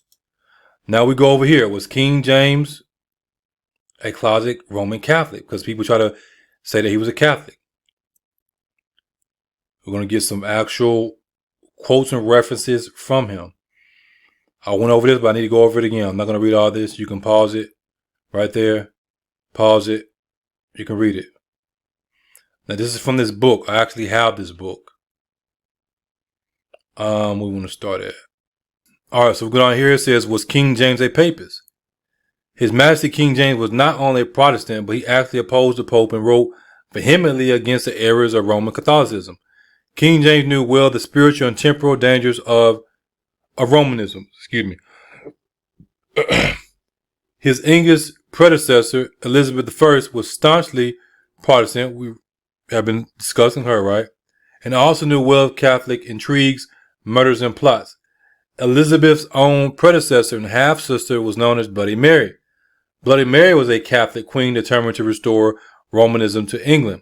In the process, she killed 300 faithful Protestants who refused to bow the knee to the Pope and his henchmen. In the province of God, Bloody Mary had no children, hence no heir to the throne. So what did King James say? The lore of the Catholic saints. I am loath to believe all the tales of the legend saints concerning the supposed miracles they perform in response to prayers to them. King James called them but tricks. What do you say in regard to the Catholic relics adorning dead saints' body parts? For relics of saints, if I had any such that I were assured were members of their bodies, I would honorably bury them, and not give them the reward of condemned men's members, which are only ordained to deprive of burial, but for worshipping either them or images, I must account it damnable idolatry. I abhor not the making of images, either for public decoration or for men's private uses, but that they should be worshipped, be prayed to, or any holiness attributed unto them was never known of the ancients. And the scriptures are so directly, vehemently, and punctually against it, as I wonder what brain of man or suggestion of Satan offer it to Christians. But the scripture forbiddeth to worship the image of anything that God created. The image of God is not only expressly forbidden to be worshipped, but even to be made. The reason given that no eye ever saw God, or how can we paint his face? Let them therefore that maintain this doctrine answer it to Christ at the latter day, when he shall accuse them of idolatry. But Christ's cross must have a particular privilege, say they, and be worshipped. Nay, rather saith he, blessed are those that hear the word of God and keep it. So, it's interesting. Let me get something to drink real fast. He was coming against their Catholic relics and all this other stuff, and they tried to say, "Oh, but we need to worship the cross. We need to worship the cross." And King James himself said, "No, we're not even worshiping the cross. The word says, blessed are those that hear the word of God and keep it, not keeping a cross in your neck and worshiping and bowing to that." These are the things they don't want you to know about King James. And y'all don't think that King James knew who we are as a people? Come on now. Purgatory. As for purgatory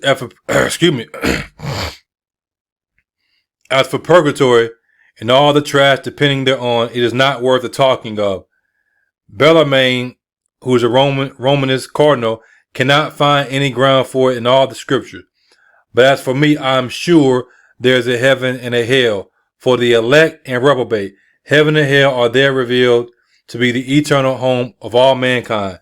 Let us endeavor to win the one and eschew the other. The infallibility of the Pope.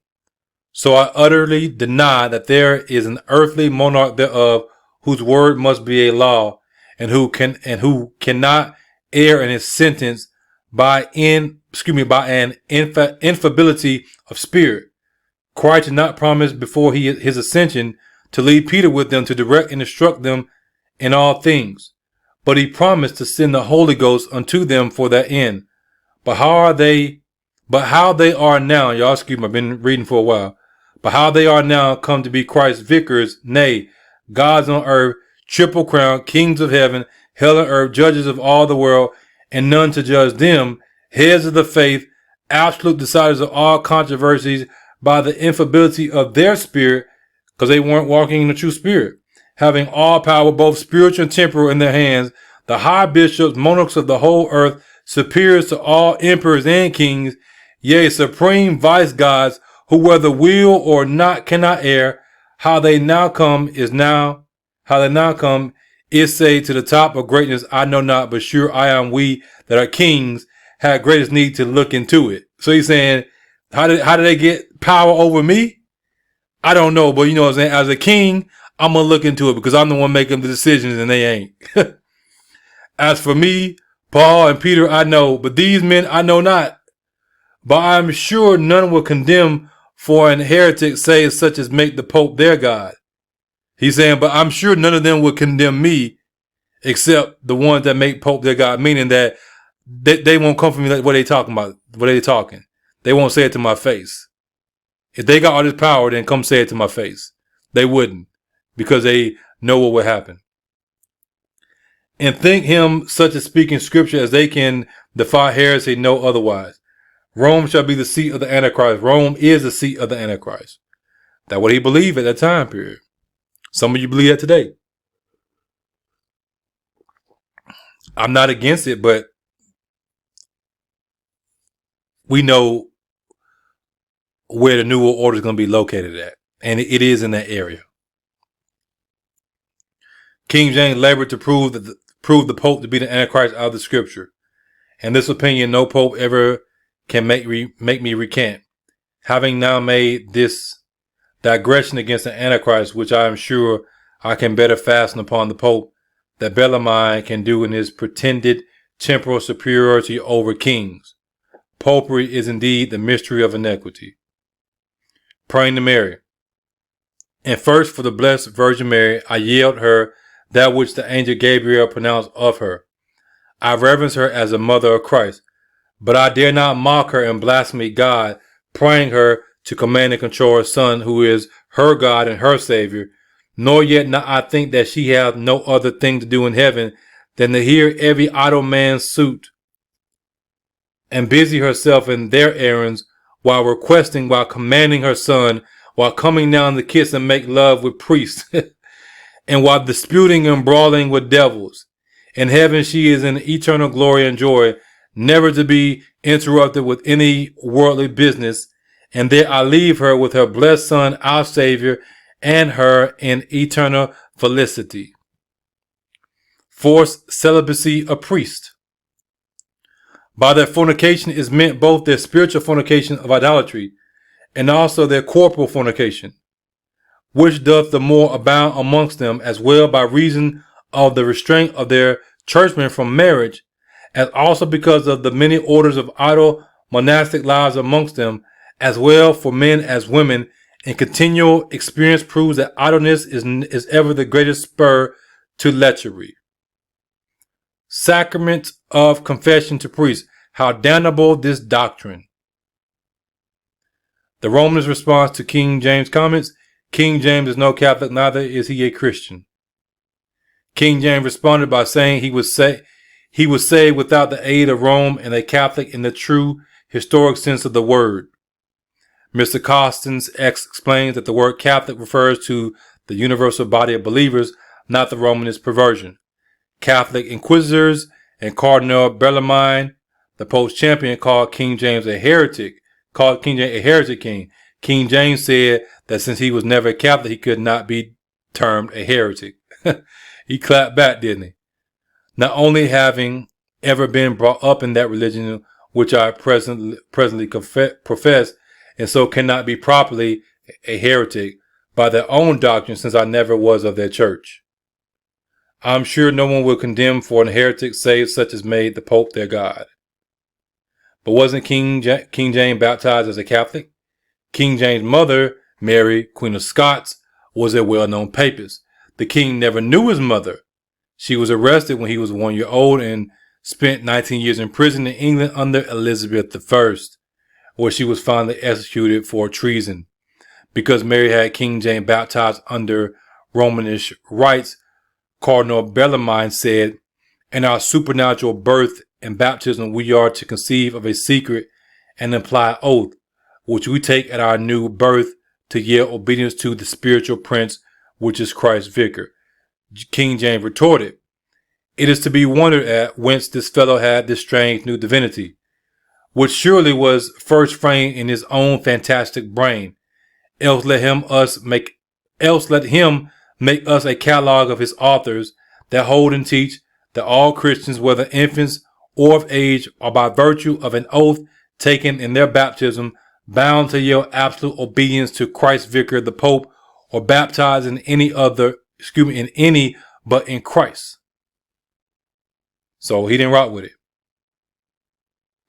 In spite of this overwhelming evidence, detractors of King James in a last-ditch effort appeal to King James' statement, "I acknowledge the Roman Church to be our mother church." In paper opposition, Mr. Carson puts this phrase back in the context in which it was spoken and then goes on to define the term mother church. Essentially, the Church of England, of which King James was head, came forth from the Church of Rome during the reign of King Henry VII.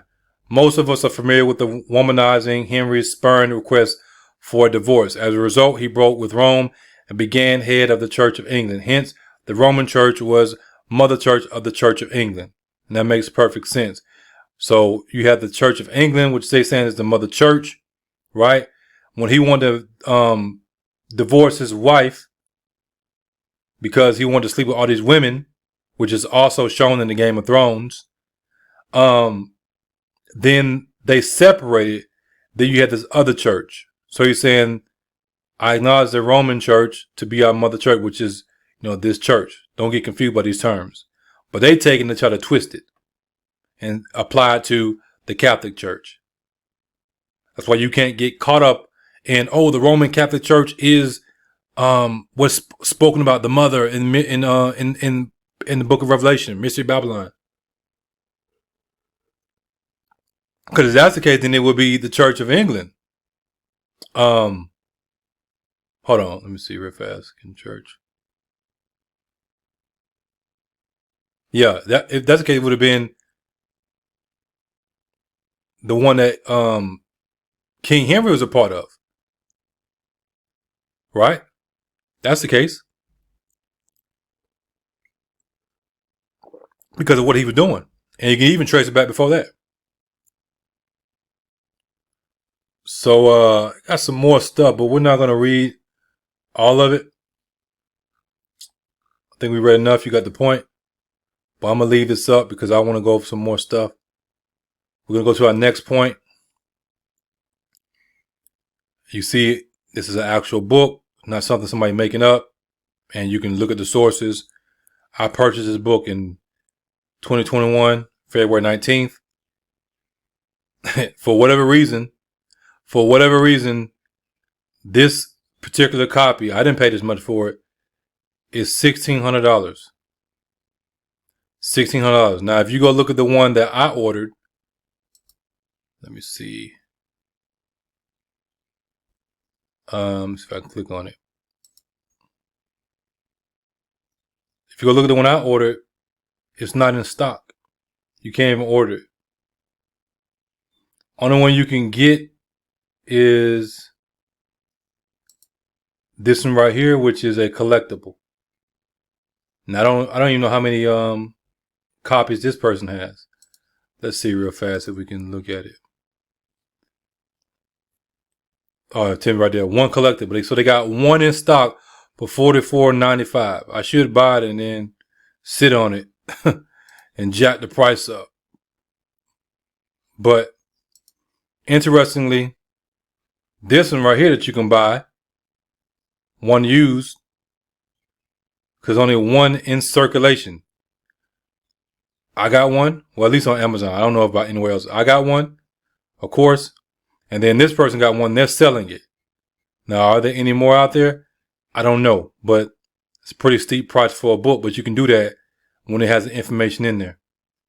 This book may end up being priceless. Priceless one day. All right. Ever thought of our founding fathers being involved in such a big case? Of all time, the most controversial and disgraceful marks in the history of our nation, slavery? Well, Benjamin Franklin had definitely attached himself to the biggest scandal of our nation. Whether he was on the right or wrong side of the issue is for us, the people, to decide. To begin this unsolvable argument about Franklin's insensitivity to racism in America, or the debate about why it took Franklin such a long time to finally pick a side on the problem, which is pretty much when he was about to die, let's examine what Franklin actually thought about slavery. Did Franklin consider it a good thing? What was his role in slavery and the types of efforts did he make? What was his role in slavery and the types of efforts did he make to promote equality when he finally did decide to take a stand on the issue? Now, we're taking a stand. The Bible supports slavery. You can't sit here and say that God sent us into slavery, sent us into captivity, and then say that God is against captivity, that God is against slavery. You sound stupid. Take a stand.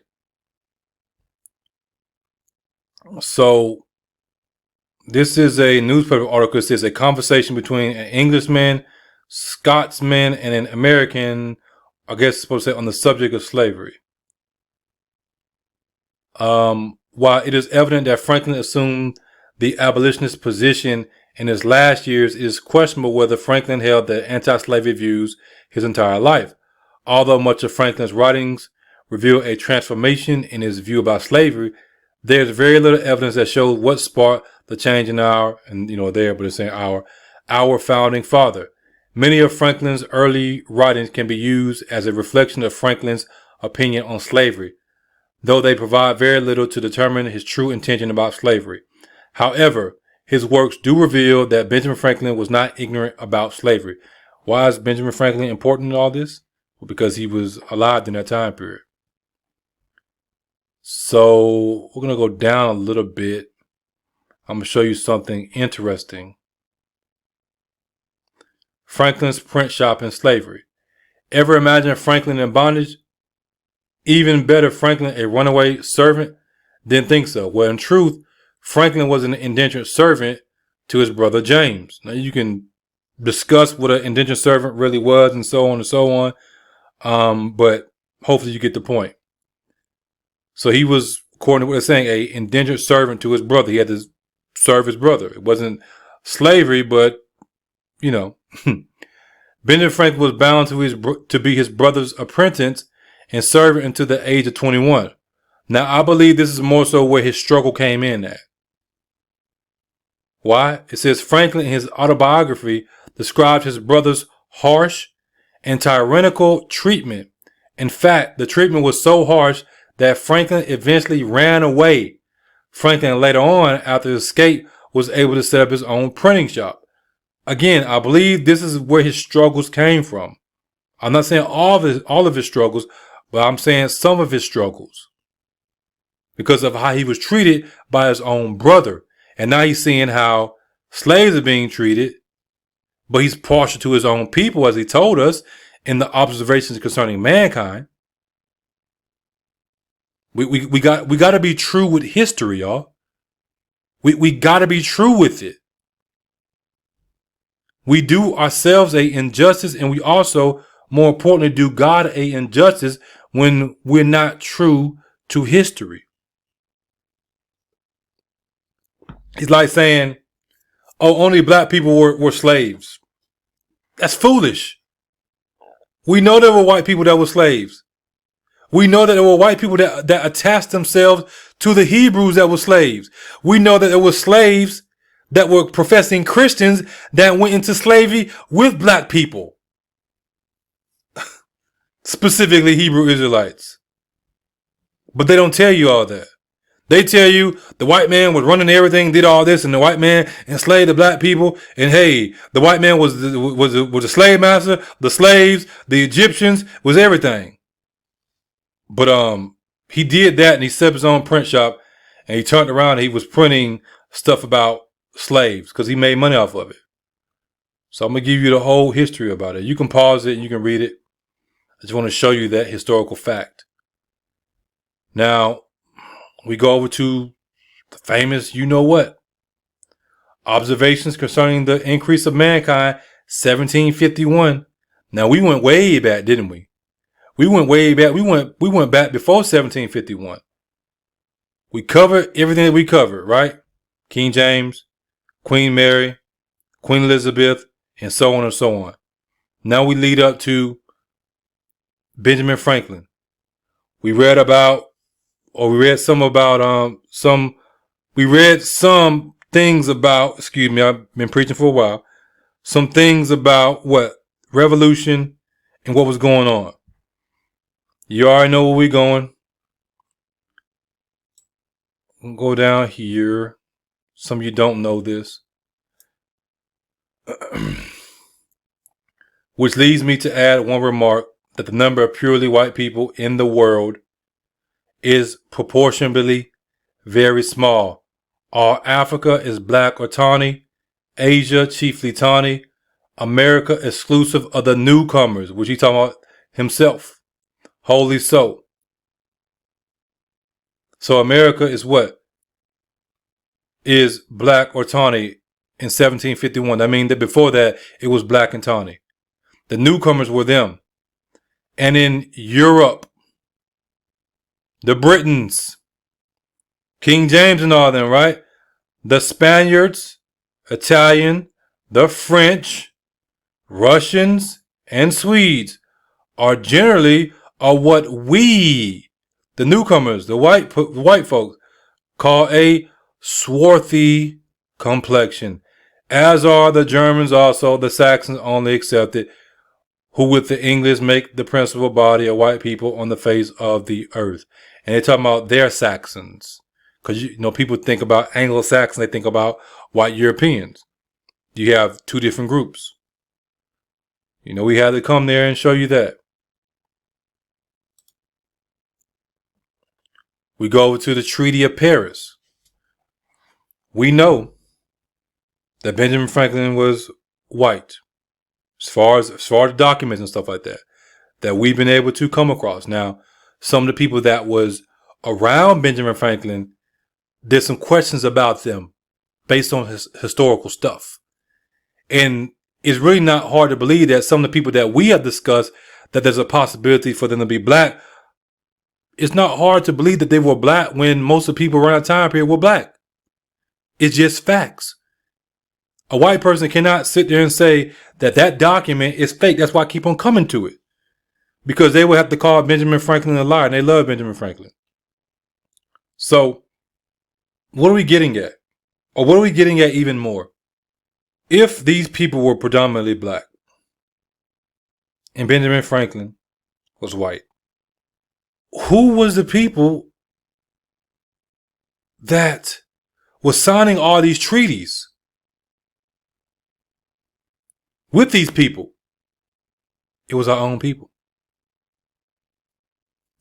The Treaty of Paris, signed by Commissioners Benjamin Franklin, John Adams, John Jay, and John Hartley on September 3rd, 1783. When was it signed? 1783. Observations concerning the increase of mankind was released. We're going to say it was written before that, but it's said to have been written, 1751. Now, I'm not always good at math, but 1783 is after 1751. And in 1751, Benjamin Franklin was saying that most of the world, the known world that he knew, especially in the area of Europe, was black. So in 1783, was there a mass die-off, mass genocide of black people, where the numbers got so low that it allowed white people to reproduce and pass black people? Can you show me that in historical records if you believe that? Can you show me the history of that? Effectively ended the American Revolutionary War between who? Great Britain on one side and the United States of America and its allies on the other. The other combatant nations, France, Spain, black nations. In the Dutch Republic, Dutch, Germany, black nation, had separate treaty agreements. The territorial provisions to the United States were exceedingly generous. At this point in time, all the righteous kings are gone, and it's like, look, we finna make an agreement with y'all, boom, boom, boom. Then when they died off, you have the people that are sitting in the throne now, the so-called rulers of Great Britain. They came in, which is really his people. He put his own people there. Or I should say they put their own people there. I'm not going to say that he specifically did it. So, are you seeing what's going on? Our own people sold us out. It wasn't like they knew what was going on with slavery and they said, you know what, we're going to do right. We're going to do right. We're going to make sure that this system of slavery is done right according to scriptures. No, they sold us out. Just like our people have always done. They sold us out to them. Watch this. Let me do a little search, a little find. And we're going to simply type in Negro. Does Negro show up in here? Yes, it does. Commissioner Harry Lawrence, who was released from the Tower of London in a prisoner exchange for General Cornwallis, arrived in Paris in late November 1782. Adams wrote of his participation in the negotiations of the preliminary treaty. So he played a part in this treaty. So they met and everything, right? They spent the whole day in discussion about the fishery and the Tories. Commissioner Oswald produced a paper from his pocket in which he had drawn up a claim, and he said the first principle of the treaty was equality and reciprocal. I don't know how to pronounce that, so we're going to skip over it. Now, they demanded of us payment of debts and restitution or compensation to the refugees. Upon this, I recounted the history of General Gage's agreement with the inhabitants of Boston that they should remove with their effects upon condition that they would surrender their arms, but as soon as the arms were secured, the goods were forbid to be carried out and were finally carried off in large quantities to Halifax. Dr. Franklin mentioned the case of Philadelphia and the carrying off of effects there, even his own library. Mr. J mentioned several other things, and Mr. Lawrence added the plunders in Carolina of Negroes, plate, etc. Negroes. They talking about the Negroes. Okay. Mr. Lawrence said there ought to be a stipulation that the British troops should carry off no Negroes or other American property. They wanted to make sure in their negotiations that, hey, the British troops cannot come in and take our Negroes. Speaking from this perspective of the Americans. The British troops cannot come in and take our Negroes or the rest of our property, because that's what they were doing. We all agreed. Mr. Oswald consented. Then the treaties were signed, sealed, and delivered, and we all went to Passy to dine with Dr. Franklin. Thus far has proceeded this great affair. The unraveling of the plot has been, to me, the most affecting and astonishing part of the whole piece. They were negotiating and said, hey, we want to make sure we keep this going. Now, it's more so a business. Now it's more so a business. I mean, it's always been the business of slavery. But now it's like really, really a business for the new American colony that's fighting and losing. Let's get these terms of negotiation. We still need these Negroes, we still need these slaves. Because remember, a lot of the British and everything, they were offering, which the British, they were blacks. But you had these Negroes, we're going to say these Negroes were the ones that was enslaved. Come fight and you can be free. The way they presented is it was a whole bunch of white men that was fighting, white leaders that was fighting and saying, hey, come fight with us and we'll give you your freedom. When in fact it was black British troops. I ain't saying there was no white British troops, but it was predominantly black British troops that was fighting and enticing the enslaved Negroes to fight with them and not with the Americans. And remember, a lot of the Americans were also black, but you had these Americans that were white. We're going to associate them with who? With Benjamin Franklin. As he just told you, that the principal body of white people upon the whole face of the earth were a small number. If you need to understand what I just said again, just pause it and rewind it. Pause it and rewind it. So now you do have the the Americans, the Confederate, and all the other stuff they were fighting. At that point in time, yeah, you had the collective body of white people here in America. And they had the Negroes. And you know about all that Civil War and stuff like that. But the crown was still in on it. The crown was still in on it. Remember, Psalm 33, all nations are confederate, including our own people. The problem wasn't the slavery. The problem was how the slaves were treated. The crown, our ancestors, they should have said, no, we're going to be over this because the way that y'all are doing, the way it's being done is not right. It's not right. Y'all talking about life and liberty and everything, boom, boom. But look how you treating the slaves. Look how you treating slaves. We know why they're in captivity. But at that particular point in time, because the crown was not doing things the right way, they didn't give a damn. Most of them were what? They were vain. They were hypocrites. They were Catholics. They were just all type of stuff that was against the word. So they didn't care. And then it fell apart, and then they had to get up out of there and come over to the Americas anyway. And they live good lives because of their prestige and name. And they became what we know as the Black Boule. And what they do, they teamed up even more with these people. They teamed up even more with the Arabs.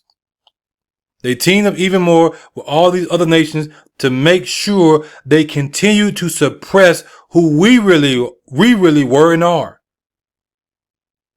And it was all part of Bible prophecy.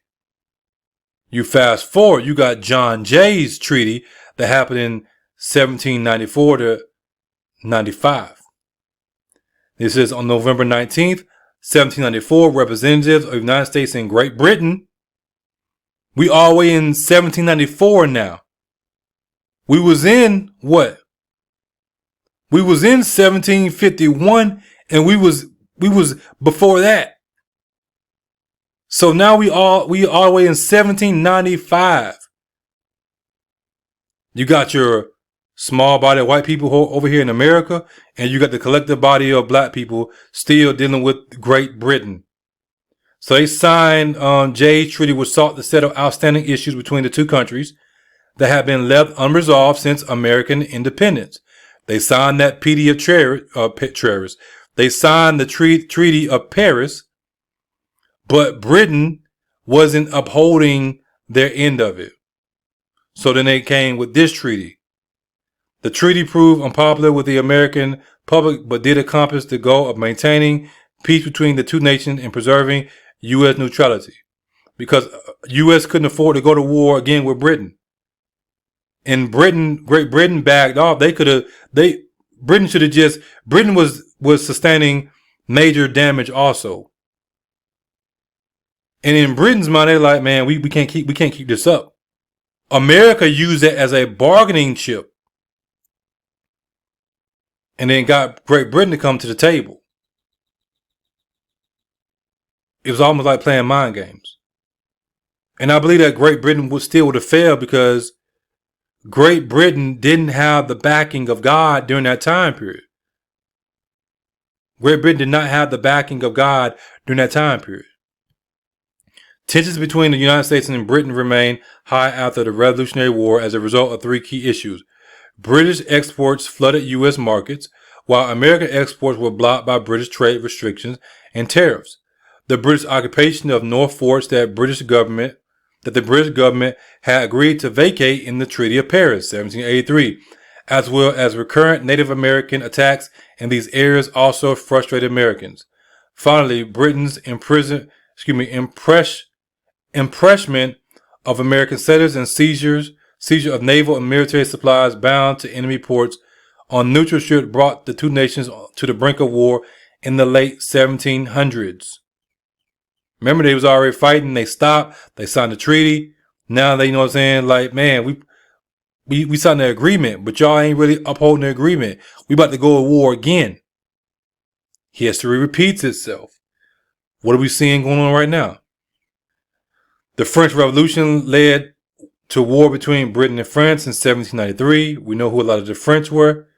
Divisions emerged in the United States between those who supported the French, including Secretary of State Thomas Jefferson, and those who supported the British, including Secretary of the Treasury Alexander Hamilton. So you had those amongst themselves in what we call the white America. Someone supported the British and someone supported the French.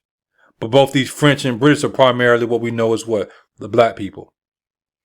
Fearing the repercussions of a war with Britain, President George Washington sided with Hamilton and sent pro-British Chief Justice John Jay to negotiate with the British government. All right, we got a little bit more. We're going to close it out. District of Columbia Organic Act of 1871. The District of Columbia Organic Act of 1871 is an act of Congress that repealed the individual charters of the cities of Washington and Georgetown and established a new territorial government for the whole District of Columbia. We know about all that, right?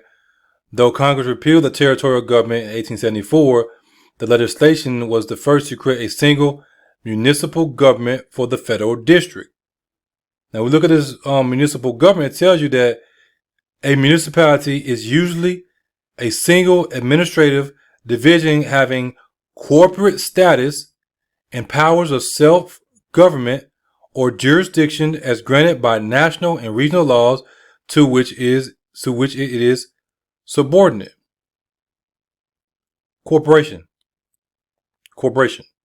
Now, they will try to make an argument and say, oh, no, it's not corporation what you think, because it says right here, conspiracy theories. The act is the basis of several claims held by the sovereign citizen movement.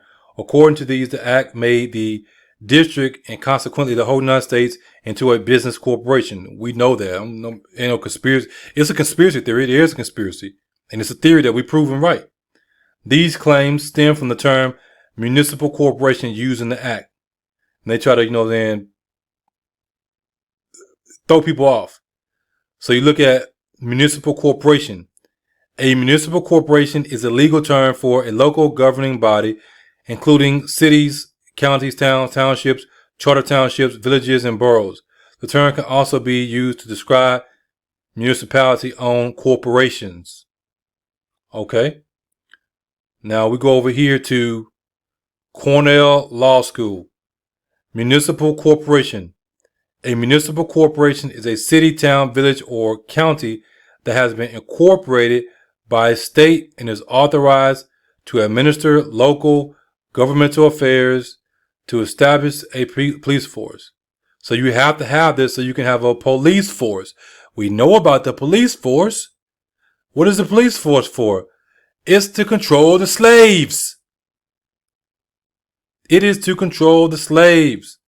The police force was originally and still is the slave force, meaning to control the slaves, to control the people. Police, policy, politic, democracy, stuff like that. But what are we? We end up being corporate slaves. Corporate slave. That's how they let me go ahead and tell you this so I can go ahead and wrap it up. One of the reasons, let me slow down because my thoughts are running. I don't want to just drop too much on you with what I'm thinking and trying to say right now. One of the reasons why they established it and they wanted to more so give the power to United States, the corporation, is because they're trying to avoid accountability. A corporation is seen as a fictitious person, but it's seen as a person nonetheless. And so by doing that, they're able to run everything through the corporation and give the corporation more power. But the corporation really symbolizes the Antichrist. The love of money is the root of all evil. It is through these corporations that the Elon Musk, the Jeff Bezos, and so on and so on and so on have been able to get filthy rich during what? The time of what we call the changeover, where they made more money than they have ever made and probably in the history of mankind. As far as right now, they made in those 2 years alone. Through what? Through the corporations, which is really all shell corporations. This is why when you do business credit, they give you $100,000. They give you $150,000. It's a municipal corporation is really a shell corporation for the New World Order. They're setting all these corporations up so they can build these gigantic corporations to suck the life through the birth certificates, social security numbers, the master number, all this other stuff with the money that they really owe us as corporate slaves. And it's all a system that they have set up. Now, we don't want the system of monarchy anymore because they know what that means. A municipal corporation is created by a state's legislature, which also controls its duration, rights, and powers. Now, let's go to etymology real fast. And we're going to just look at the word police. The regulation and control of a community. Similar in sense to policy. It's from the word police, literally mean police, which is what organized government. The system of government that we are under today is against what? The system of government that's in the Bible, which is what? That monarchy system of government.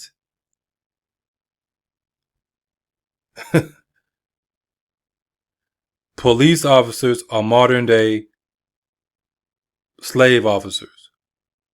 Their job is to control the slaves under this system, under this corporate system. They don't want us to know these things. They don't want us to even know and walk in our identity because it's a threat. Why? Because they are technically still under. I know I said the corporation is running stuff, but the corporation still answers to the crown. Satan still answers to God. If you never come into the rightful understanding of all these things, if you never awaken and the corporate man, which is the old man, dies, so the new man or new woman can be birthed through Christ, then you are never in that position to be able to get what rightfully belongs to you.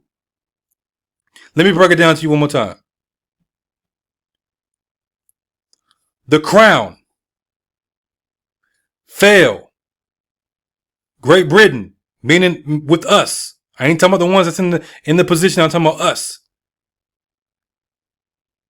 Then the American corporation came in, right?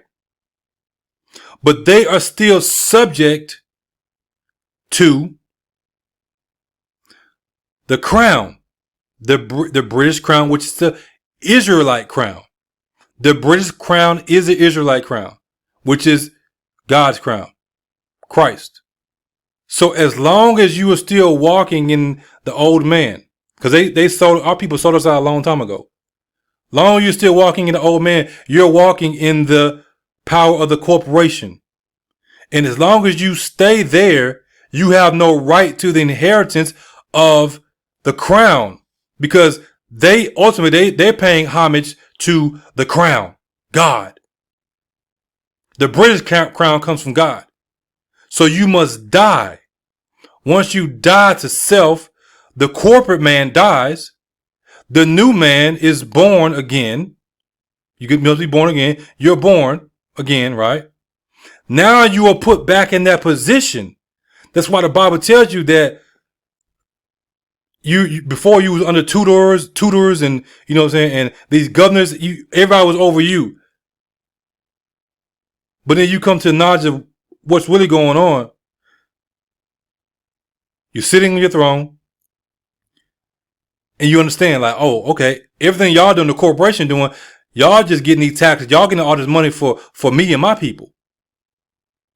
That's why we read those scriptures earlier. He said he's going to take it all. It's going to come back to us because excuse me. I know I talk fast. It is ours. It is ours. So they're thinking, oh no, it's ours. But they know they're collecting and they got to pay homage to the crown, the true crown, Christ.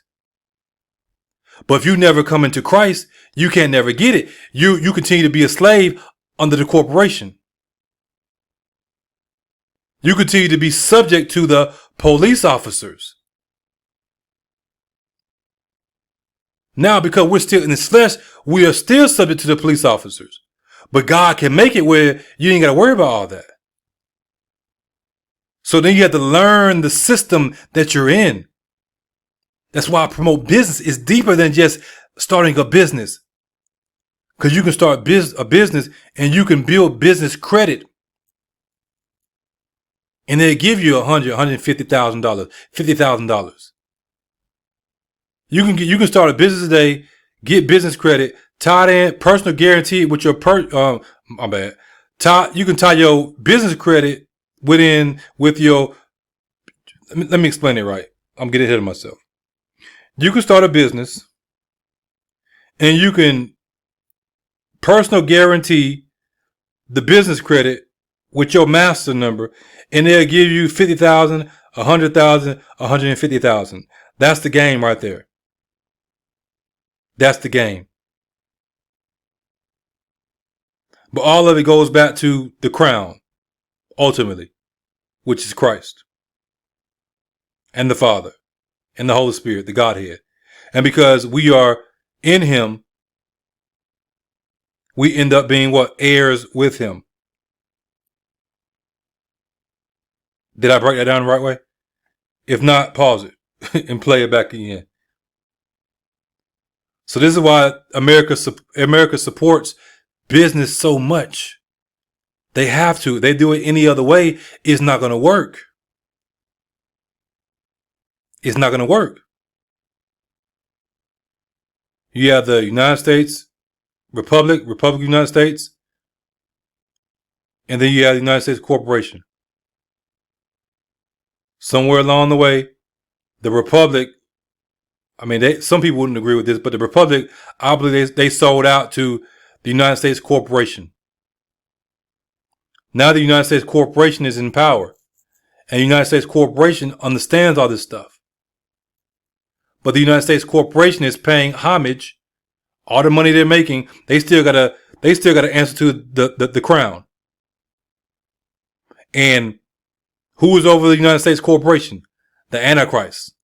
Through the monetary system. That's why they want you to work. You're slaves. You're corporate slaves. This ain't nothing new, y'all. Y'all know this. But they didn't break it down to you like this in the light of the scriptures. So when you are a corporate slave under the United States Corporation that's ultimately run by the Antichrist, that means you are below him and you must answer to him. This goes all the way back to Adam and Eve.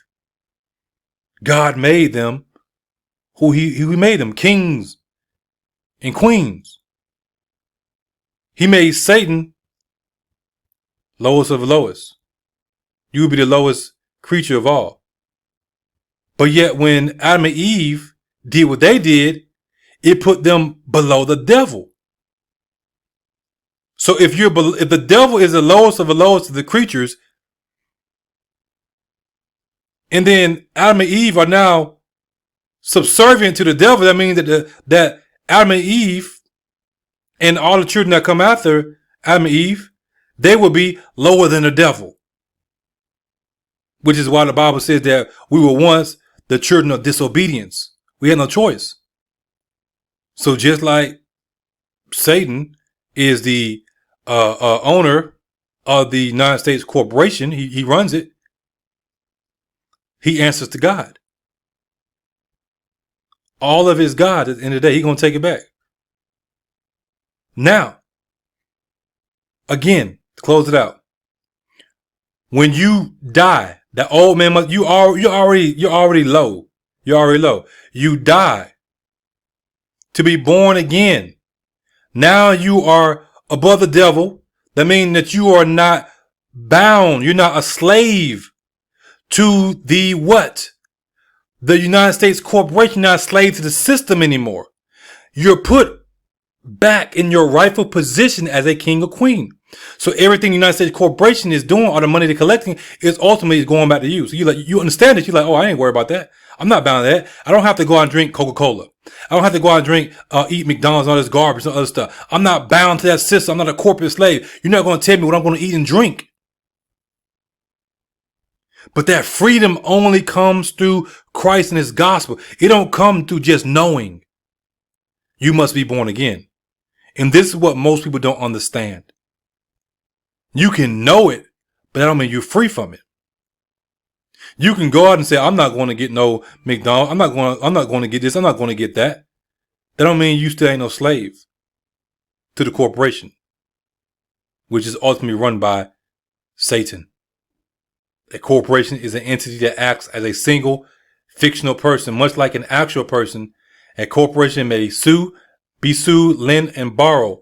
Additionally, a company which has been incorporated can easily transfer ownership through stock sales and exist indefinitely. It can exist forever.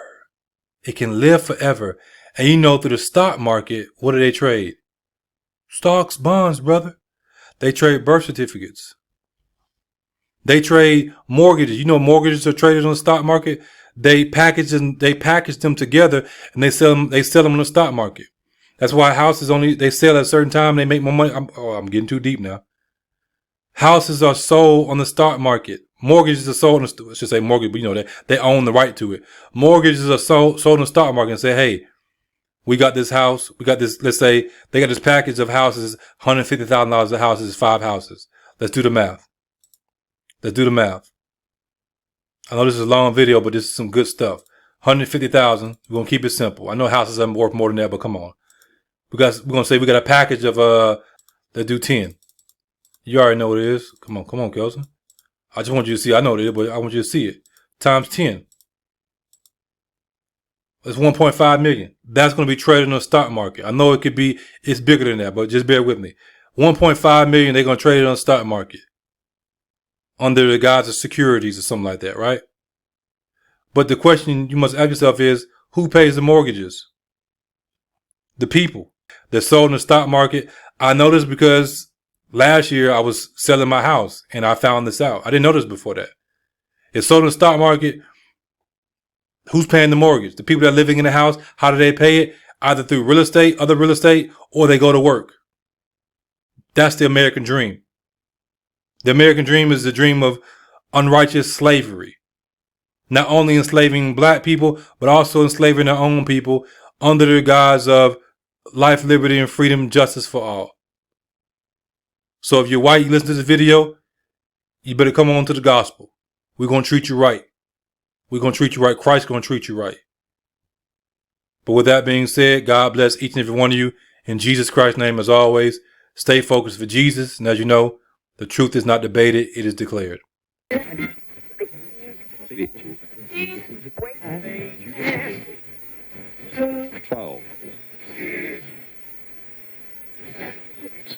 Thanks for waking up with us.